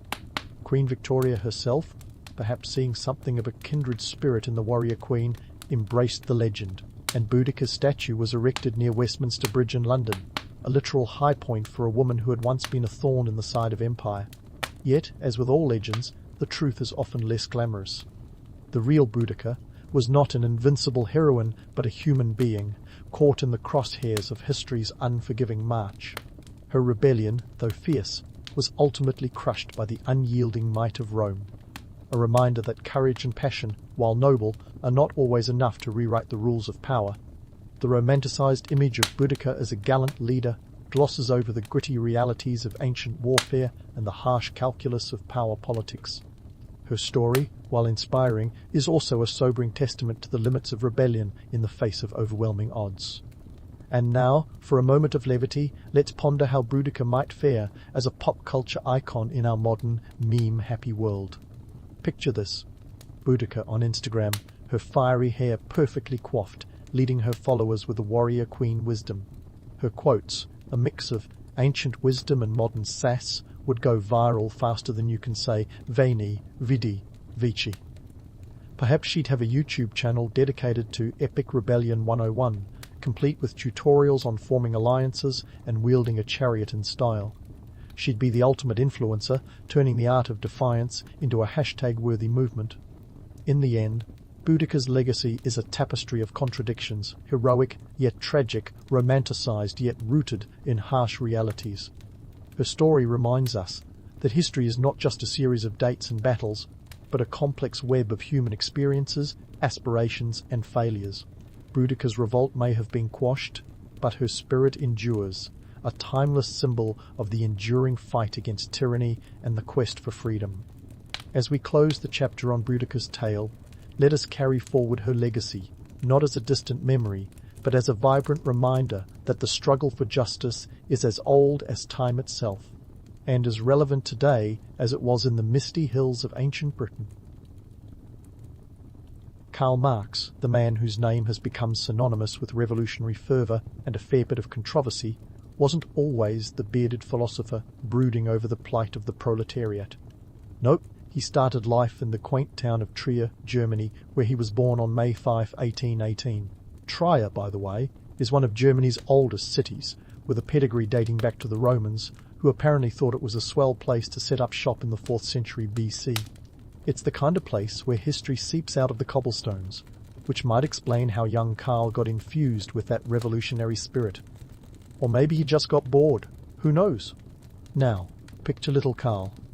Not too much imagination needed here, sprinting through the streets of Trier, a town that at the time was more concerned with its vineyards and the occasional festival than with radical politics.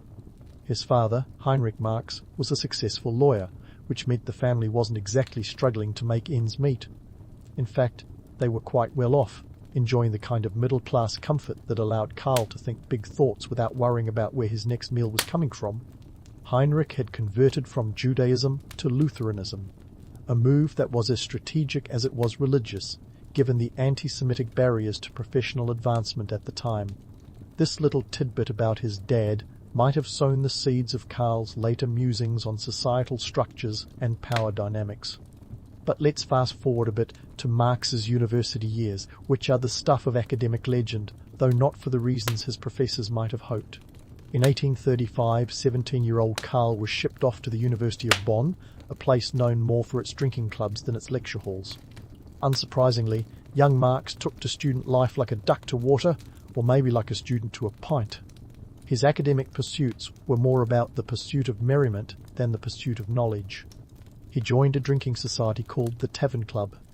Yes, folks, that was a real thing, and not only did it exist, but Marx was fined for public drunkenness. Nothing says future revolutionary like a student who's too busy plotting the next pub crawl to attend class. After a year in Bonn, Marx's father decided that his son's education needed a firmer hand, or at least a university with fewer distractions. So off Karl went to the University of Berlin in 1836, where the intellectual climate was as frosty as the beer was warm. Berlin wasn't about fun. It was about serious philosophical debate, the kind that involved a lot of long words and even longer discussions.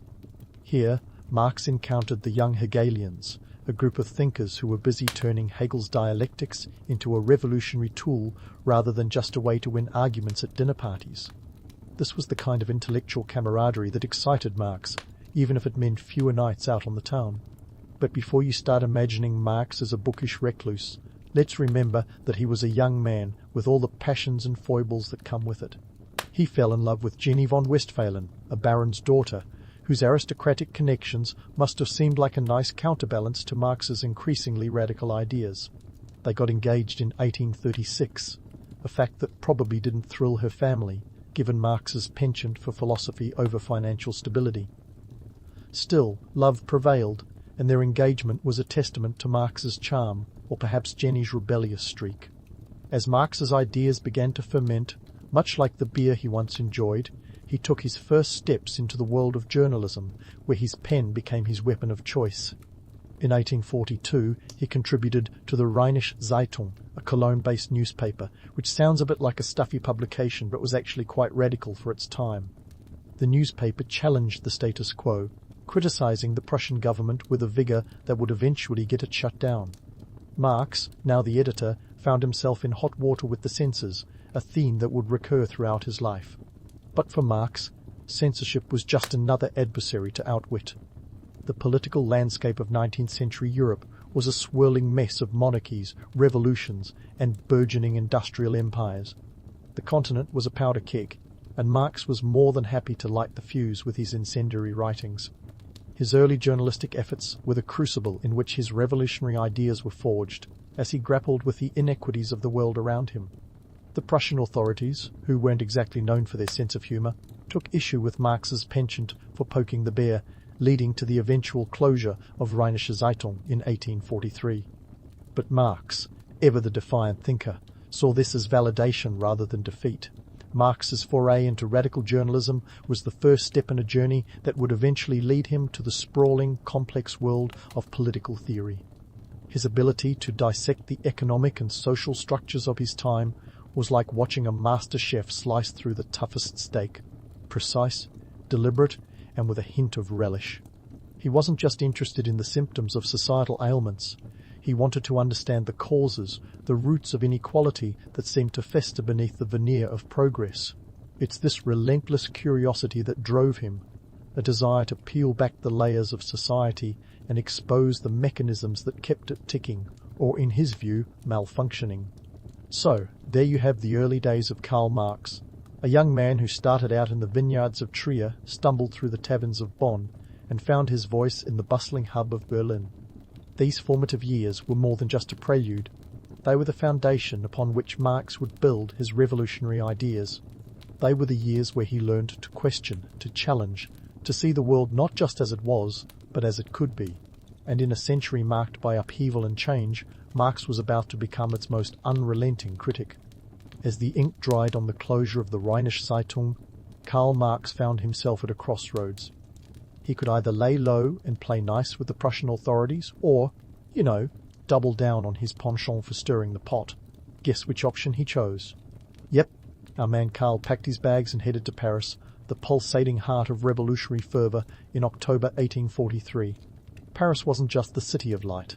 It was the city of ideas, a place where the intellectual elite gathered to sip on strong coffee and even stronger opinions.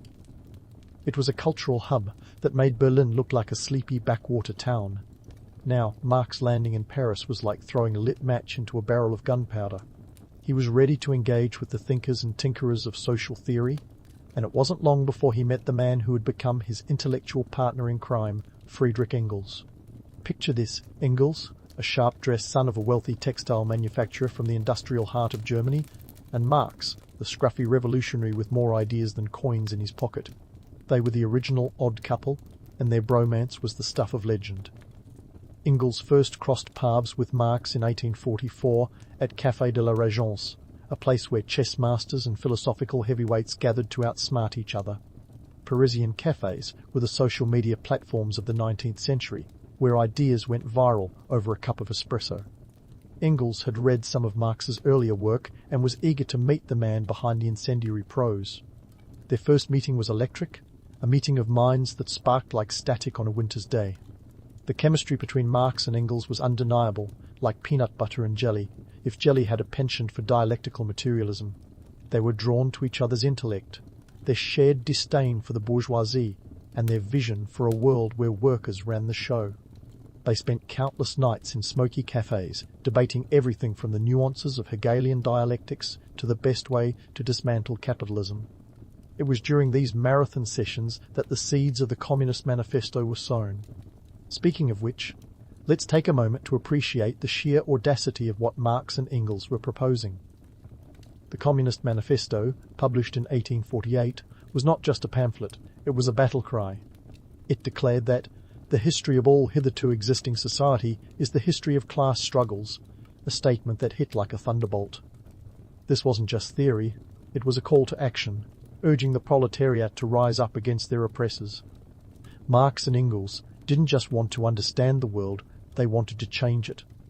But before they could pen their revolutionary opus, Marx had to navigate the precarious waters of exile. Yep, the French authorities, feeling the heat from their Prussian neighbours, decided that Marx's presence in Paris was about as welcome as a rat in a bakery. In January 1845, Marx was expelled from France, proving once again that he had a knack for wearing out his welcome. No matter, our dynamic duo reconvened in Brussels, where they continued their collaboration with the intensity of a rock band working on their magnum opus. Brussels was far enough from the prying eyes of the Prussian and French governments to let them work in relative peace. Engels, ever the supportive comrade, even helped fund Marx's research, showing that their partnership was as much about friendship as it was about philosophy. While Marx and Engels were busy drafting their manifesto, the world around them was shifting. The Industrial Revolution had turned Europe into a continent of smokestacks and steam engines, creating wealth for some and misery for many. The disparity between the haves and the have-nots was more glaring than ever, and Marx saw this economic landscape as the perfect breeding ground for revolution. He was like a doctor diagnosing the terminal illness of capitalism, and the prognosis wasn't looking good. Economic context, you ask? Let's talk numbers. By the mid-1840s, the population of Paris had ballooned to over 1 million, with urban workers making up a significant chunk of this growth. In the factories, workers toiled for up to 16 hours a day, 6 days a week, earning a pittance that barely covered the cost of bread, let alone the rent. The wealth gap was more of a chasm, with the top 10% of the population owning 70% of the wealth. These cold, hard facts were the kindling for Marx's fiery rhetoric. And while Marx and Engels were busy dissecting the economic and social structures of their time, they also managed to debunk a few myths along the way. Take the notion that the proletariat was just a bunch of uneducated rabble. Marx and Engels saw the working class as the true engine of history, the force that could drive societal change if only it realized its own power. They were myth-busting long before it was cool, turning conventional wisdom on its head with the kind of flair that would make a modern-day influencer blush. Of course, the romantic notion of two intellectual giants scribbling away in a cozy cafe belies the harsh realities they faced. Marx's financial woes were a constant thorn in his side. with creditors knocking on his door more often than inspiration did. Engels, playing the role of the wealthy benefactor, often bailed Marx out, a testament to their friendship and Engels' commitment to their cause. It wasn't all tut-teus over fine wine. Sometimes it was about scraping together enough for a hot meal. Despite these challenges, Marx and Engels forged ahead, their collaboration bearing the fruit that would eventually become the Communist Manifesto. The document was concise, just 23 pages long, yet it packed a punch that reverberated across continents. It called for the abolition of private property, the end of class distinctions, and the establishment of a classless society. A radical vision that resonated with the downtrodden and terrified the powers that be. It was a manifesto for the ages, a blueprint for revolution that would inspire generations to come. But let's not get ahead of ourselves. The manifesto wasn't an instant hit. It took time to gain traction. Europe was on the brink of the revolutions of 1848, a series of political upheavals that saw Marx's ideas catch fire. The duo's timing was impeccable, even if their financial situation was less than ideal. They were visionaries in a world that was about to be turned upside down, and their manifesto was both a guide and a warning of the tumult to come. So, here we leave Marx and Engels, poised on the precipice of history with a manifesto in hand and revolution in their hearts. Their nights in Parisian cafes might have been filled with smoke and debate, but the ideas they brewed there would change the world forever. As the revolutions of 1848 loomed large, Marx and Engels stood ready to watch their words ignite the flames of change, knowing full well that the journey of revolution had only just begun. Keep your ears open, dear listener, because Marx's story is far from over. The next chapter promises even more upheaval, intrigue, and yes, a fair share of existential dread. And so, as the revolutions of 1848 swirled like a tempest across Europe, Karl Marx packed up his revolutionary toolkit and set sail for the next chapter, London. Ah, London, where the fog is thick, the tea is strong, and the creditors are relentless. By August 1849, Marx found himself in the bustling metropolis, a city that seemed to promise both anonymity and opportunity. But let's be real, the streets of London weren't exactly paved with gold for Marx and his family. More like cobblestones of debt, despair, and the occasional potato peel. London, at the time, was the beating heart of the British Empire, its population swelling to nearly 2.5 million souls. It was a city of contrasts, where the wealth of the world flowed into the hands of a privileged few, while the rest scrambled for the scraps. For Marx, this urban jungle was both a living hell and a living laboratory, perfect for observing the capitalist system in its purest, most unfiltered form. If there was ever a place to write a scathing critique of capitalism, this was it. But before we get to the heavy stuff, let's talk about Marx's living situation. His life in London was a far cry from the intellectual salons of Paris or the relative comfort of Brussels. The Marx family settled in a cramped, two-room apartment at 28 Dean Street in Soho, an area then known for its poverty as much as its bohemian flair. Imagine trying to write a seminal work of political economy while tripping over children's toys and dodging leaks from the ceiling. It's the kind of domestic bliss that really gets the creative juices flowing, right? Marx wasn't just grappling with existential questions about the future of human society. He was also wrestling with more immediate concerns, like how to feed his family of 8. Yes, you heard that right, 8. Karl and Jenny Marx had 6 children, though tragically only 3 survived into adulthood. The harsh realities of 19th century life were never far from their doorstep.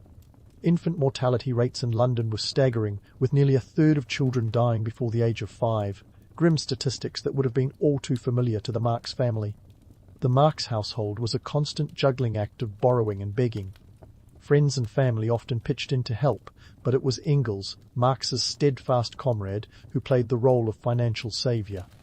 Engels, still tied to his family's textile business, sent regular remittances. Think of it as a 19th century version of Venmo, but with longer wait times.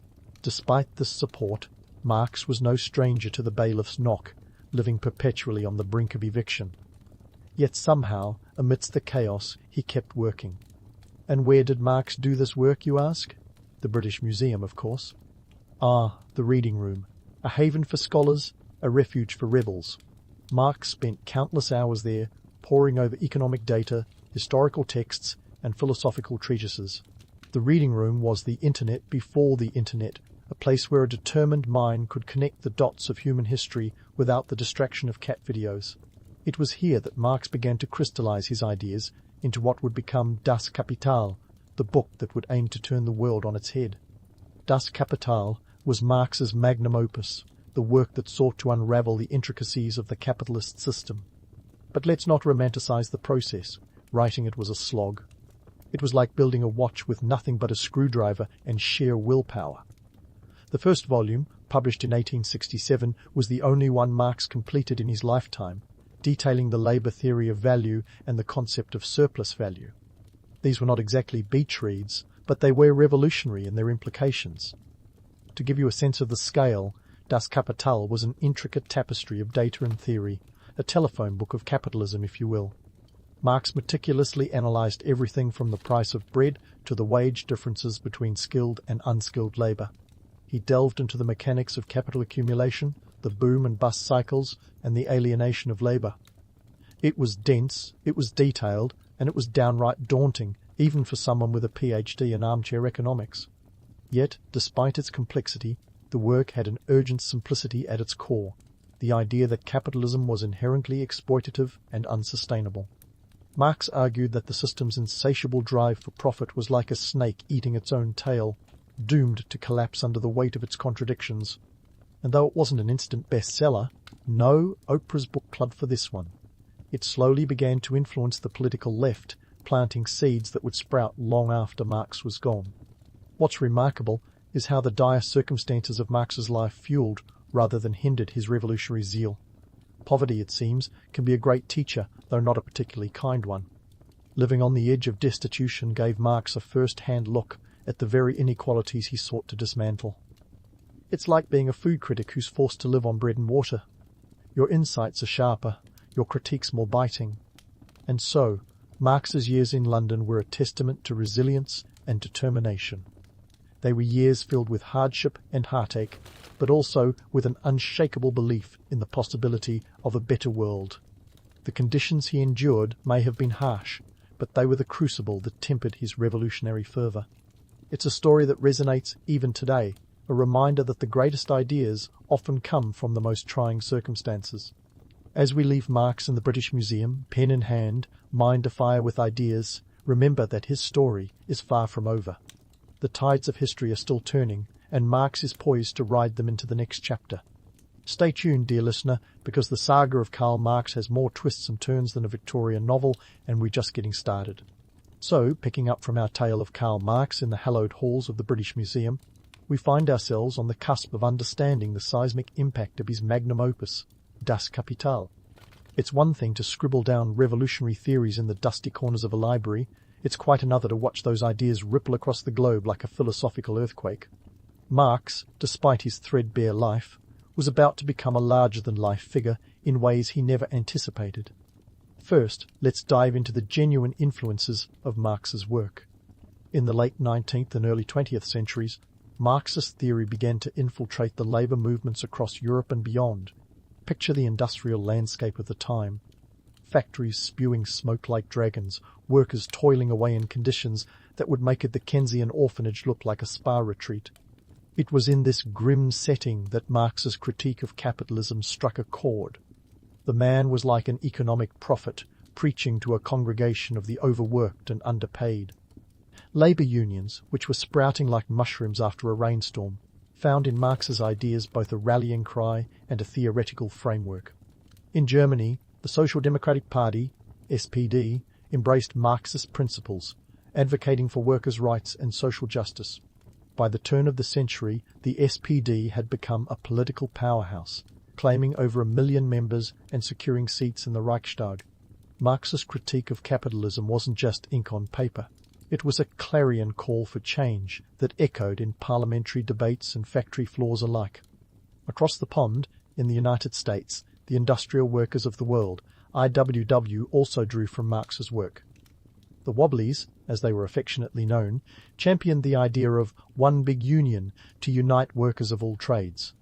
Their efforts, though often met with fierce resistance, highlighted the growing unrest among America's working class. Marx's influence was undeniable, even if many factory owners would have rather invited a swarm of locusts to dinner than a Marxist union organizer. Now, not all interpretations of Marx's theories hit the mark. While Das Kapital was dense enough to double as a doorstop, its nuances were sometimes lost in translation. Enter the Russian Revolution of 1917, where Marx's theories were, let's say, creatively adapted to justify the Bolshevik agenda. Lenin, Trotsky, and their revolutionary comrades took Marx's critique of capitalism and used it as a springboard to overthrow the Tsarist regime. It's like they took Marx's blueprint and built a very different kind of house, one that Marx himself might not have recognized. In fairness, Lenin did have a knack for turning Marx's ideas into catchy slogans. Peace, land and bread is a lot snappier than critique of the Gotha program after all. But the Bolsheviks' interpretation of Marxism was more about the consolidation of power than the liberation of the proletariat. The resulting Soviet state bore the Marxist label, but the reality was often a far cry from Marx's original vision. The irony of Marx's theories being used to justify a system that perpetuated its own brand of inequality is as thick as a Russian winter. Meanwhile, as Marx's ideas spread like wildfire, the man himself was living a life as glamorous as a wet sock. Despite his growing reputation, Marx never saw the fruits of his intellectual labor. He died in 1883, a full 34 years before the Russian Revolution, in relative obscurity. His funeral was attended by just 11 people, hardly the turnout you'd expect for the father of a global movement. It's a bit like being the rock star who never got to see their band make it big, only to have their face plastered on posters long after they've left the stage. Yet, in death, Marx achieved the fame that eluded him in life. Das Kapital became a cornerstone text for leftist movements worldwide. In China, Mao Zedong would later cite Marx's theory as an inspiration for his own brand of revolution, which, like the Soviet model, took a few creative liberties with Marx's writings. The Cultural Revolution and the Great Leap Forward were as much about power politics as they were about class struggle. But Marx's name was invoked nonetheless, as if to lend the actions a veneer of intellectual legitimacy. It wasn't just political revolutions that bore Marx's fingerprints. In the realm of academia, Marx's work laid the groundwork for a new discipline, sociology. Thinkers like Max Weber and Emil Durkheim built upon Marx's ideas, exploring the complex interplay between economics, society, and culture. Even today, Marxist analysis remains a staple in university courses worldwide, much to the chagrin of students who'd rather be binge-watching the latest streaming sensation. Yet, for all its influence, Marx's work wasn't immune to misinterpretation. Some critics argue that Marx underestimated the adaptability of capitalism. The system he critiqued has, in many ways, evolved to address some of the issues he highlighted, such as worker exploitation and inequality. Labor laws, social safety nets, and the rise of the middle class have tempered some of capitalism's harsher edges, leading some to wonder whether Marx's revolutionary fervour was a bit premature. Nevertheless, the core of Marx's critique remains relevant. The concentration of wealth, the commodification of labour, and the cycles of boom and bust are as pertinent today as they were in his time. In a world where billionaires race to colonize Mars while millions struggle to pay rent, Marx's observations about inequality continue to resonate.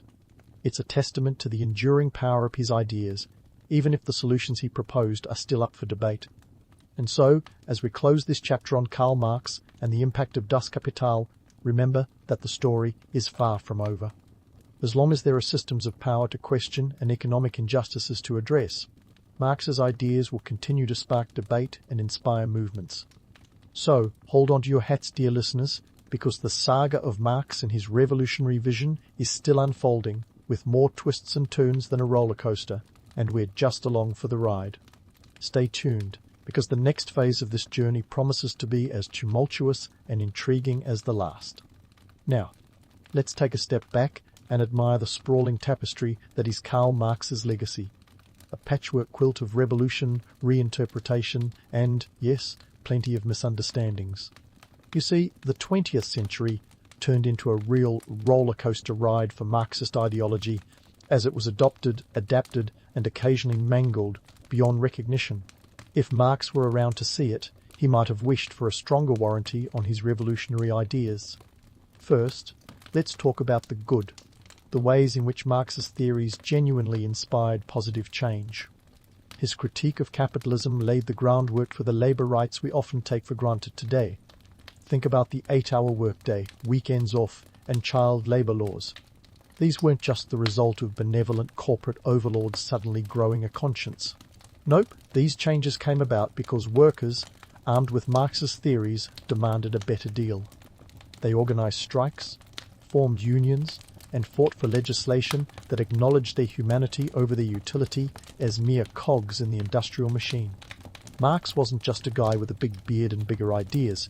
He was a catalyst for real-world changes that improved lives.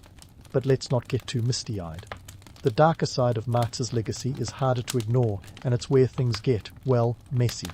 As we saw with the Soviet Union, Marx's theories were twisted into a justification for authoritarian regimes that would make even the most iron-fisted monarch blush. Stalin's Soviet Union took the idea of a dictatorship of the proletariat and ran with it right into a wall of purges, famines, and forced labor camps. It's estimated that Stalin's reign of terror led to the deaths of around 20 million people. That's not exactly the workers' paradise Marx had in mind, unless your idea of paradise includes breadlines and secret police. The Chinese Communist Party under Mao Zedong also gave Marxism a spin, but with a uniquely Chinese flavor. The Cultural Revolution was less about empowering the proletariat and more about consolidating Mao's power, often at the expense of intellectuals, artists, and anyone who dared to think independently. Estimates of the death toll range from 1.5 million to a staggering 20 million, a grim reminder that revolutions are often bloodier in practice than they are in theory. Then there's the misunderstood. The aspects of Marx's work that have been oversimplified or outright misrepresented over time. Take, for instance, the notion that Marx was some kind of anti-capitalist boogeyman, hell-bent on tearing down society just for the heck of it. In reality, Marx didn't just criticize capitalism, he acknowledged its dynamism and innovative power. He saw it as a necessary stage in historical development, albeit one that had reached its expiration date, like a carton of milk left too long in the sun. Marx was less about smashing capitalism for the sake of it, and more about transitioning to a system that could better address human needs. Now, let's not gloss over the fact that Marx's ideas have often been reduced to catchy slogans and bumper sticker wisdom. Workers of the world, unite sounds great, but it doesn't quite capture the depth of Marx's economic analysis. The truth is, Marx's work is dense like, make your head spin dense. That's why it's been so easily cherry-picked and misinterpreted over the years. Academics love to debate the finer points of Marx's theories, often with the intensity of a sports fan arguing about last night's game.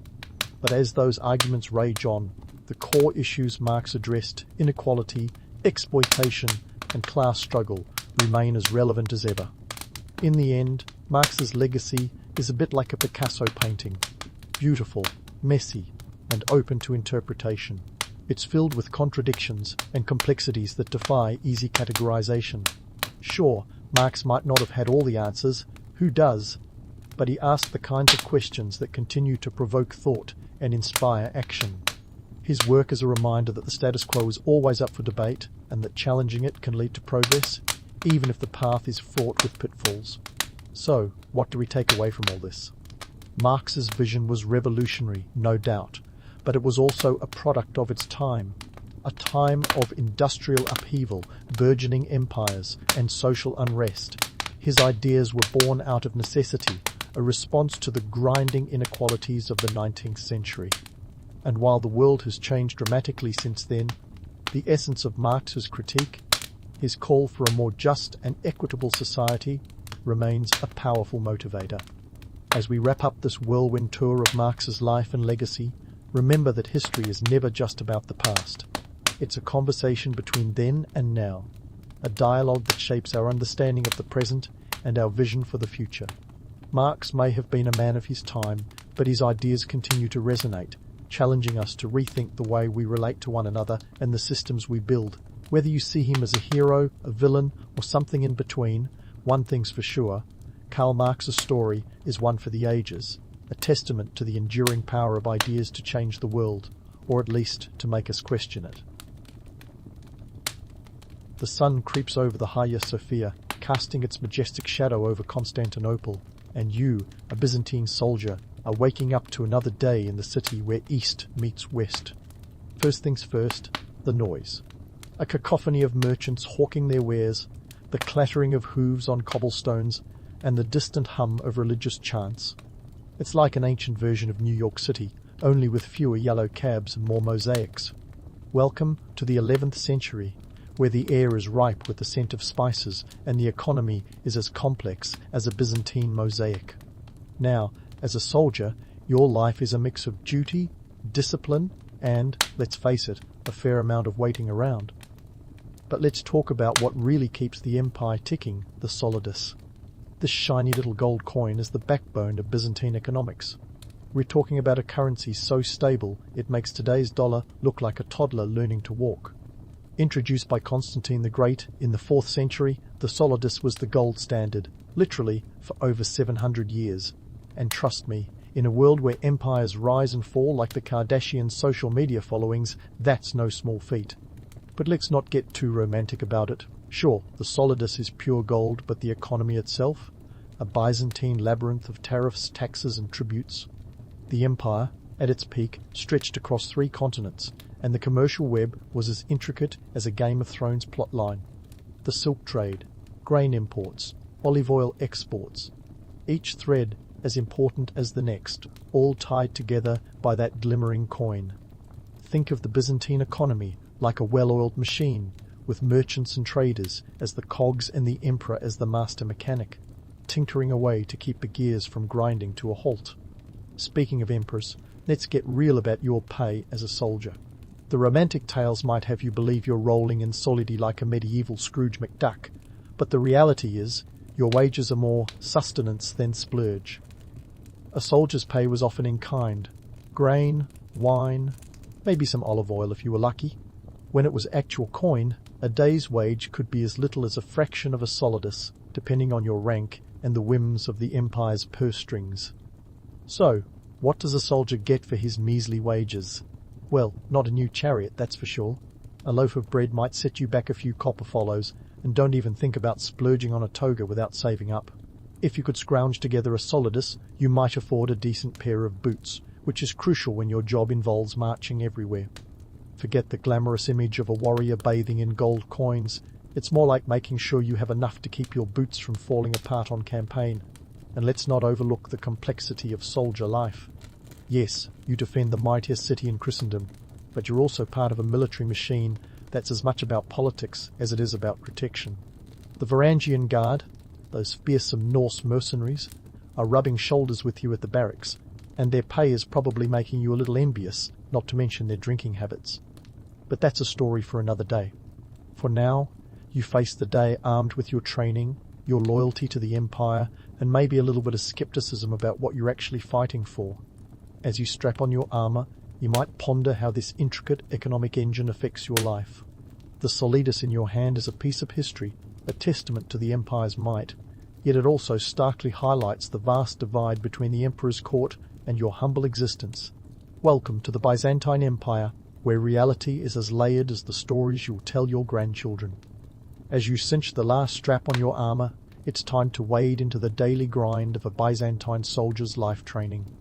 Forget the Hollywood image of a swashbuckling hero. This is more about sweat and discipline than glory and adventure. Your training ground? The dusty fields outside the city walls where you and your comrades transform from mere mortals into the formidable Byzantine army, or so the legends would have you believe. Now, let's talk cataphracts. These guys were the heavy cavalry of the Byzantine forces, the medieval tanks of their day.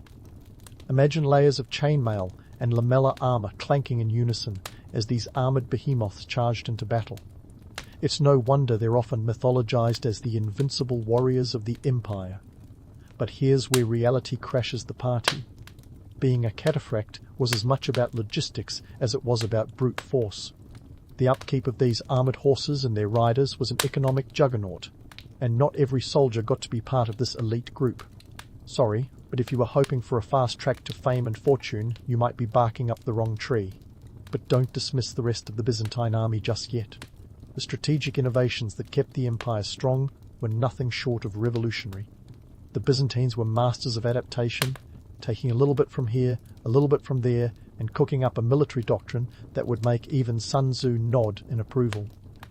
They were the original remix artists of warfare, borrowing from the Persians, the Arabs, and even the Huns to create a military force that was as flexible as it was formidable. However, the legend of the invincible Byzantine army, let's just say it's a mixed bag. While it's true that they had some impressive victories, they also had their fair share of blunders. Take the Battle of Manzikert in 1071, a classic case of overconfidence, where the Byzantine forces took a beating from the Seljuk Turks, an encounter that left the empire with a black eye and a few missing teeth. It was a humbling reminder that no army, no matter how legendary, is truly invincible. And speaking of humbling, let's dive into the notorious Greek fire. This was the secret source of Byzantine warfare, a flaming concoction so fearsome it was said to burn even on water. Picture it now, enemy ships engulfed in flames, their crews scrambling in panic. The stuff of nightmares, right? But here's the kicker. Greek fire was as unpredictable as it was deadly. There are tales, probably told in hushed tones around the campfire, of the stuff backfiring spectacularly, sometimes literally, when the winds decided to change mid-battle. It's like trying to control a dragon with a mind of its own. Impressive when it works, disastrous when it doesn't. Of course, not everything in a soldier's life was about grand battles and tactical genius. The day-to-day realities were often less glamorous. Think endless drills, repairing armor and maintaining weapons, all while trying to avoid the ire of your commanding officer. And let's not forget the joys of soldierly banter, dark humor and camaraderie were your best defenses against the drudgery of military life. It was a world where gallows humor wasn't just appreciated, it was a survival mechanism. Now, the Byzantine Empire wasn't just about soldiering, it was about maintaining a delicate balance between war and diplomacy. Politics, after all, were as much a battlefield as any skirmish with the enemy. Alliances had to be forged, treaties negotiated, and sometimes it was more about outmaneuvering your rival with words rather than swords. Diplomatic marriages, hostage exchanges, and good old-fashioned bribery were all part of the toolkit for keeping the peace, or at least a version of it that kept the empire intact for another day. So, as you wrap up another day of training, you might find yourself pondering the paradox of your existence. You're part of a machine that's both revered and reviled, a force that's both groundbreaking and flawed. The Byzantine military is a testament to human ingenuity and fallibility in equal measure. And in a world where myth often overshadows reality, it's up to you to navigate these muddy waters with your wits as much as your sword. Welcome to the Byzantine army, where every day is a new chapter in a story that's still being told. As you leave the training grounds, it's time to shift gears from military musings to the culinary delights of the Byzantine Empire. Yep, it's lunchtime, and your stomach's growling like a lion in an amphitheater. But before you daydream about a 5-course meal worthy of an emperor, let's dive into the reality of your daily fare. Spoiler alert, it's more sustenance than sumptuous. Your typical Byzantine soldier's lunch is a practical affair. Say hello to your trusty companions, bread, olives, and maybe some cheese if you're lucky. Bread is the cornerstone of your diet, and we're not talking about artisanal sourdough here. It's basic, hearty stuff, enough to keep you going without breaking the empire's budget. Olives provide a bit of flavour and healthy fats, while cheese, when available, adds protein to the mix. It's a meal that screams function over form, but it gets the job done. Now, if you're stationed in Constantinople, consider yourself lucky. The city is a culinary melting pot, thanks to its position as a trade hub where east meets west. Picture bustling markets brimming with exotic spices from the Silk Road, Mediterranean herbs, and even the occasional luxury like honey or figs. If you've managed to save up a few copperfoles, or have a friend who's good with a barter, you might snag a bit of roasted lamb or fish.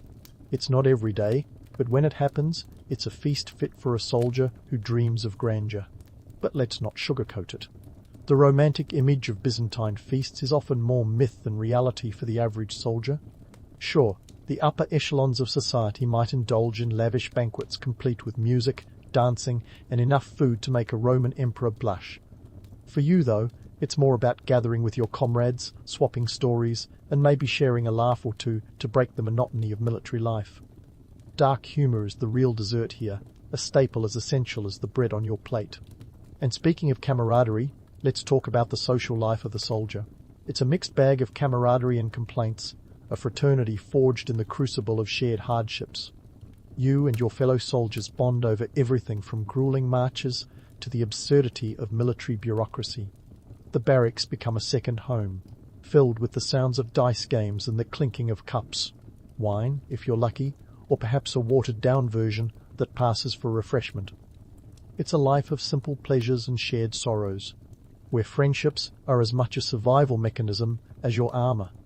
Now, let's take a stroll through the bustling forums and luxurious palaces of Constantinople, if only to gawk at what you're missing. The city's walls might be legendary, but let's not pretend they're impenetrable.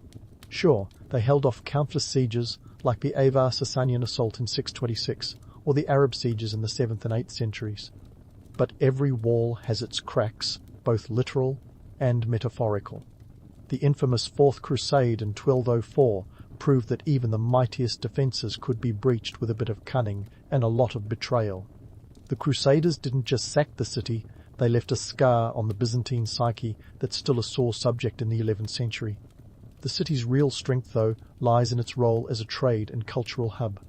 Picture merchants haggling over silks, spices and ceramics, while gossip flows as freely as the Bosporus currents. This is where empires collide, not just in combat, but in commerce and conversation. It's a city where you might rub shoulders with traders from Baghdad, scholars from Alexandria, and diplomats from Venice, each with their own stories and secrets. And let's not forget the ever-present spies. Constantinople is a city where intrigue lurks in every shadow, where alliances are as fluid as the wine at a tavern. Information is a currency as valuable as gold, and you never know if the friendly merchant is also keeping tabs for a rival power. It's a reminder that in the Byzantine Empire, politics and espionage are often two sides of the same coin. As you finish your midday meal, you're left pondering the paradox of life in this grand city. It's a place of splendor and squalor, of legends and letdowns. The walls might protect you from outside threats, but within them lies a labyrinth of ambition, deceit, and the eternal struggle for survival. Welcome to Constantinople, where every meal is a taste of history, and every day is a chapter in a saga that blends myth and reality in equal measure. As you finish your midday meal, you're left pondering the paradox of life in this grand city. But there's no time to dwell. The afternoon is here, and with it comes the Byzantine bureaucracy, a beast as complex as any labyrinth. Welcome to the empire's political arena, where titles are as plentiful as olive groves and intrigue is the currency of the day. Let's step into the grand halls of Byzantine administration, a place where hierarchy isn't just respected, it's practically worshipped. Picture this, an empire that stretches across Europe, Asia and Africa, all managed from the heart of Constantinople. It's like trying to run a multinational corporation with a rotary phone and a whole lot of parchment. And at the center of this tangled web, the emperor, of course. But don't let the crown fool you. He's juggling more balls than a circus performer with a caffeine addiction. Now, let's talk about the real power players, the eunuchs. Yep, you heard me right. These guys were the emperor's right-hand men, and no, they weren't just there for aesthetic balance. Eunuchs held some of the highest offices in the Byzantine bureaucracy, including roles like the Prepositus Sacri Cubiculi, the head of the imperial household. Why eunuchs, you ask? Well, in a world where family ties often muddled political waters, eunuchs were seen as less likely to have competing interests. No heirs, no hidden agendas, just loyalty to the emperor, at least in theory. But don't be fooled by the quaint titles and ceremonial garb. Byzantine politics was as cutthroat as a Roman gladiator match, minus the lions. The court was a hotbed of plots and counterplots, where alliances shifted quicker than the tides of the Bosporus. A well-placed rumour or a forged document could be as deadly as a dagger in the dark. It's less Game of Thrones, more House of Cards, with everyone trying to climb the greasy pole of power while avoiding the inevitable plunge. Despite this political snake pit, Byzantines adored their ceremonies and processions. Why? Because nothing says stability, like a good parade. The empire was a master of spectacle, using pomp and circumstance to project power and unity. Imagine grand processions with the emperor and his retinue decked out in shimmering silks and jewels, parading through the streets while the masses gawked in awe. It was pageantry with a purpose. a way to reinforce the divine right of the emperor and keep the populace dazzled and distracted. Think of it as the original political theatre, where the drama was as intricate as the costumes. But let's debunk the myth of these processions as mere fluff. Sure, they were dazzling, but they also served as a reminder of the emperor's reach. Each step, each bow, was a carefully choreographed reminder of the power dynamics at play. It was a world where appearances mattered, where the right gesture could secure an alliance or avert a war. In Byzantium, the difference between a friend and a foe could hinge on the tilt of a head or the flicker of an eye. And while we're busting myths, let's tackle the romanticized view of Byzantine politics as a grand chess game. Yes, it was strategic, but it was also a blood sport with real stakes and real consequences. The romantic narratives of noble statesmen and wise rulers overlook the harsh reality. Byzantine politics was a high-wire act where a misstep could lead to exile, or worse. Emperors were deposed, blinded, or even assassinated with alarming regularity. Think of it like the political Hunger Games, where only the cunning survived. Behind a ceremonial veneer lay a world of espionage and subterfuge, where the line between ally and adversary was as thin as a strand of silk. The Byzantine Empire was infamous for its use of spies who operated in the shadows, gathering secrets like squirrels hoarding nuts for winter. Information was power, and in a city where everyone had an agenda, knowing who whispered what to whom could be the key to survival. Yet despite the intrigue, the Byzantine bureaucracy was remarkably effective. It kept the empire running, maintained the flow of trade, and collected taxes with an efficiency that would make even modern IRS agents envious. The secret? A complex system of checks and balances, where bureaucrats were accountable to layers of oversight. It was a system that valued order and continuity over chaos, a testament to the Byzantine knack for adaptation. As you navigate these corridors of power, it's easy to get lost in the grandeur and the gossip, but remember, beneath the gilded surface lies a world of ambition and avarice, where the stakes are as high as the Hagia Sophia's dome. Welcome to Byzantine politics, where every decision is a gamble and every ally could be tomorrow's rival. Hold on to your helmets, this is one political ride where the only certainty is uncertainty. As the sun dips below the horizon, casting a golden hue over the city, you find yourself reflecting on the whirlwind that is a day in the life of a Byzantine soldier. It's a life that juggles the grandeur of empire with the grit of reality, a delicate balance between myth and the mundane. You spent the day navigating the labyrinth of Byzantine politics, grappling with the complexities of military life, and tasting the city's rich yet elusive luxuries. And yet, as the shadows lengthen, it's clear that the Byzantine Empire is a study in contrasts, a beacon of civilization with caution signs plastered all over it. Let's start with the military might that underpins this empire. Sure, you've got the cataphracts, those armored knights who charge into battle like medieval tanks. But peel back the armor, and you find an army that's as much about logistics as it is about lances. The Byzantine military machine relies heavily on adaptability and cunning, borrowing tactics from foes and allies alike. It's a lesson in the power of innovation. The empire's strength lies not just in its swords, but in its ability to learn and adapt. Yet, the myth of invincibility, that's as fragile as a mosaic tile. Remember Manzikert in 271? A stark reminder that even the mightiest can fall when overconfidence meets reality. The Byzantine economy, much like its army, thrives on complexity. The solidus, that gleaming gold coin, might be the stuff of legend, but the economy itself is a tangled web of trade routes and tariffs. It's an empire held together by the flow of goods and the clang of coin, where a single grain shipment could tip the scales between feast and famine. Constantinople, the city where east meets west, is the beating heart of this commercial empire. Yet, for all its wealth, the divide between the opulent palaces and the humble barracks is as wide as the Bosporus itself.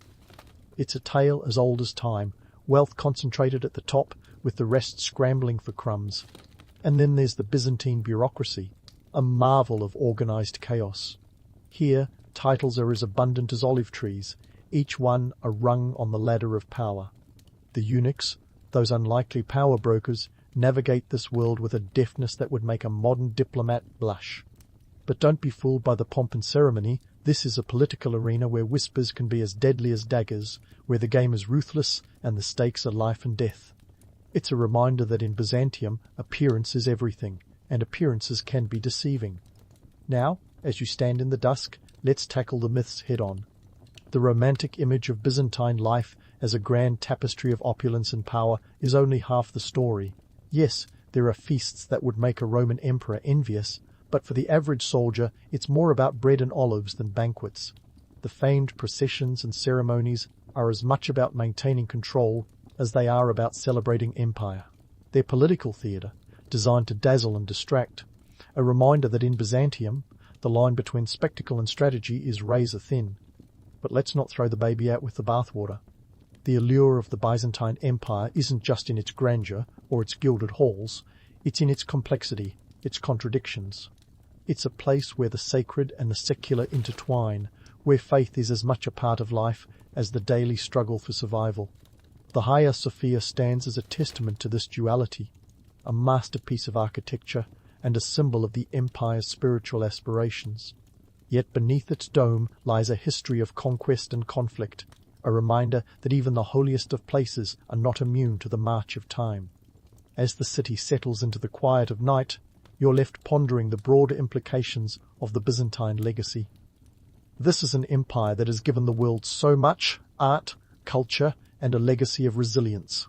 Yet, it's also a cautionary tale of what happens when power becomes an end in itself. The Byzantine Empire may have been a beacon of civilization, but it was also a crucible of human ambition and folly. Its story is one of triumphs and tragedies, of lessons learned and lessons ignored. And here's the kicker. These lessons resonate even today. In a world that often feels as tumultuous as the 11th century Byzantine court, the past offers a mirror to our own times. The importance of adaptability, the dangers of overconfidence, the power of innovation, and the perils of inequality. These are not just historical footnotes but cautionary tales for the present. The Byzantine Empire, with all its splendor and strife, reminds us that history is not just a record of what was, but a guide to what could be. So, as you wrap up your day in the life of a Byzantine soldier, take a moment to appreciate the rich tapestry of history that has unfolded before you. It's a story as intricate as a Byzantine mosaic, full of colour and contrast, beauty and blemish. And as the lights of Constantinople flicker into the night, you're left with a final thought. In the grand scheme of things, empires rise and fall, but the lessons they leave behind are timeless. Welcome to the Byzantine Empire, a world where the past is never truly past and the future is always just a step away.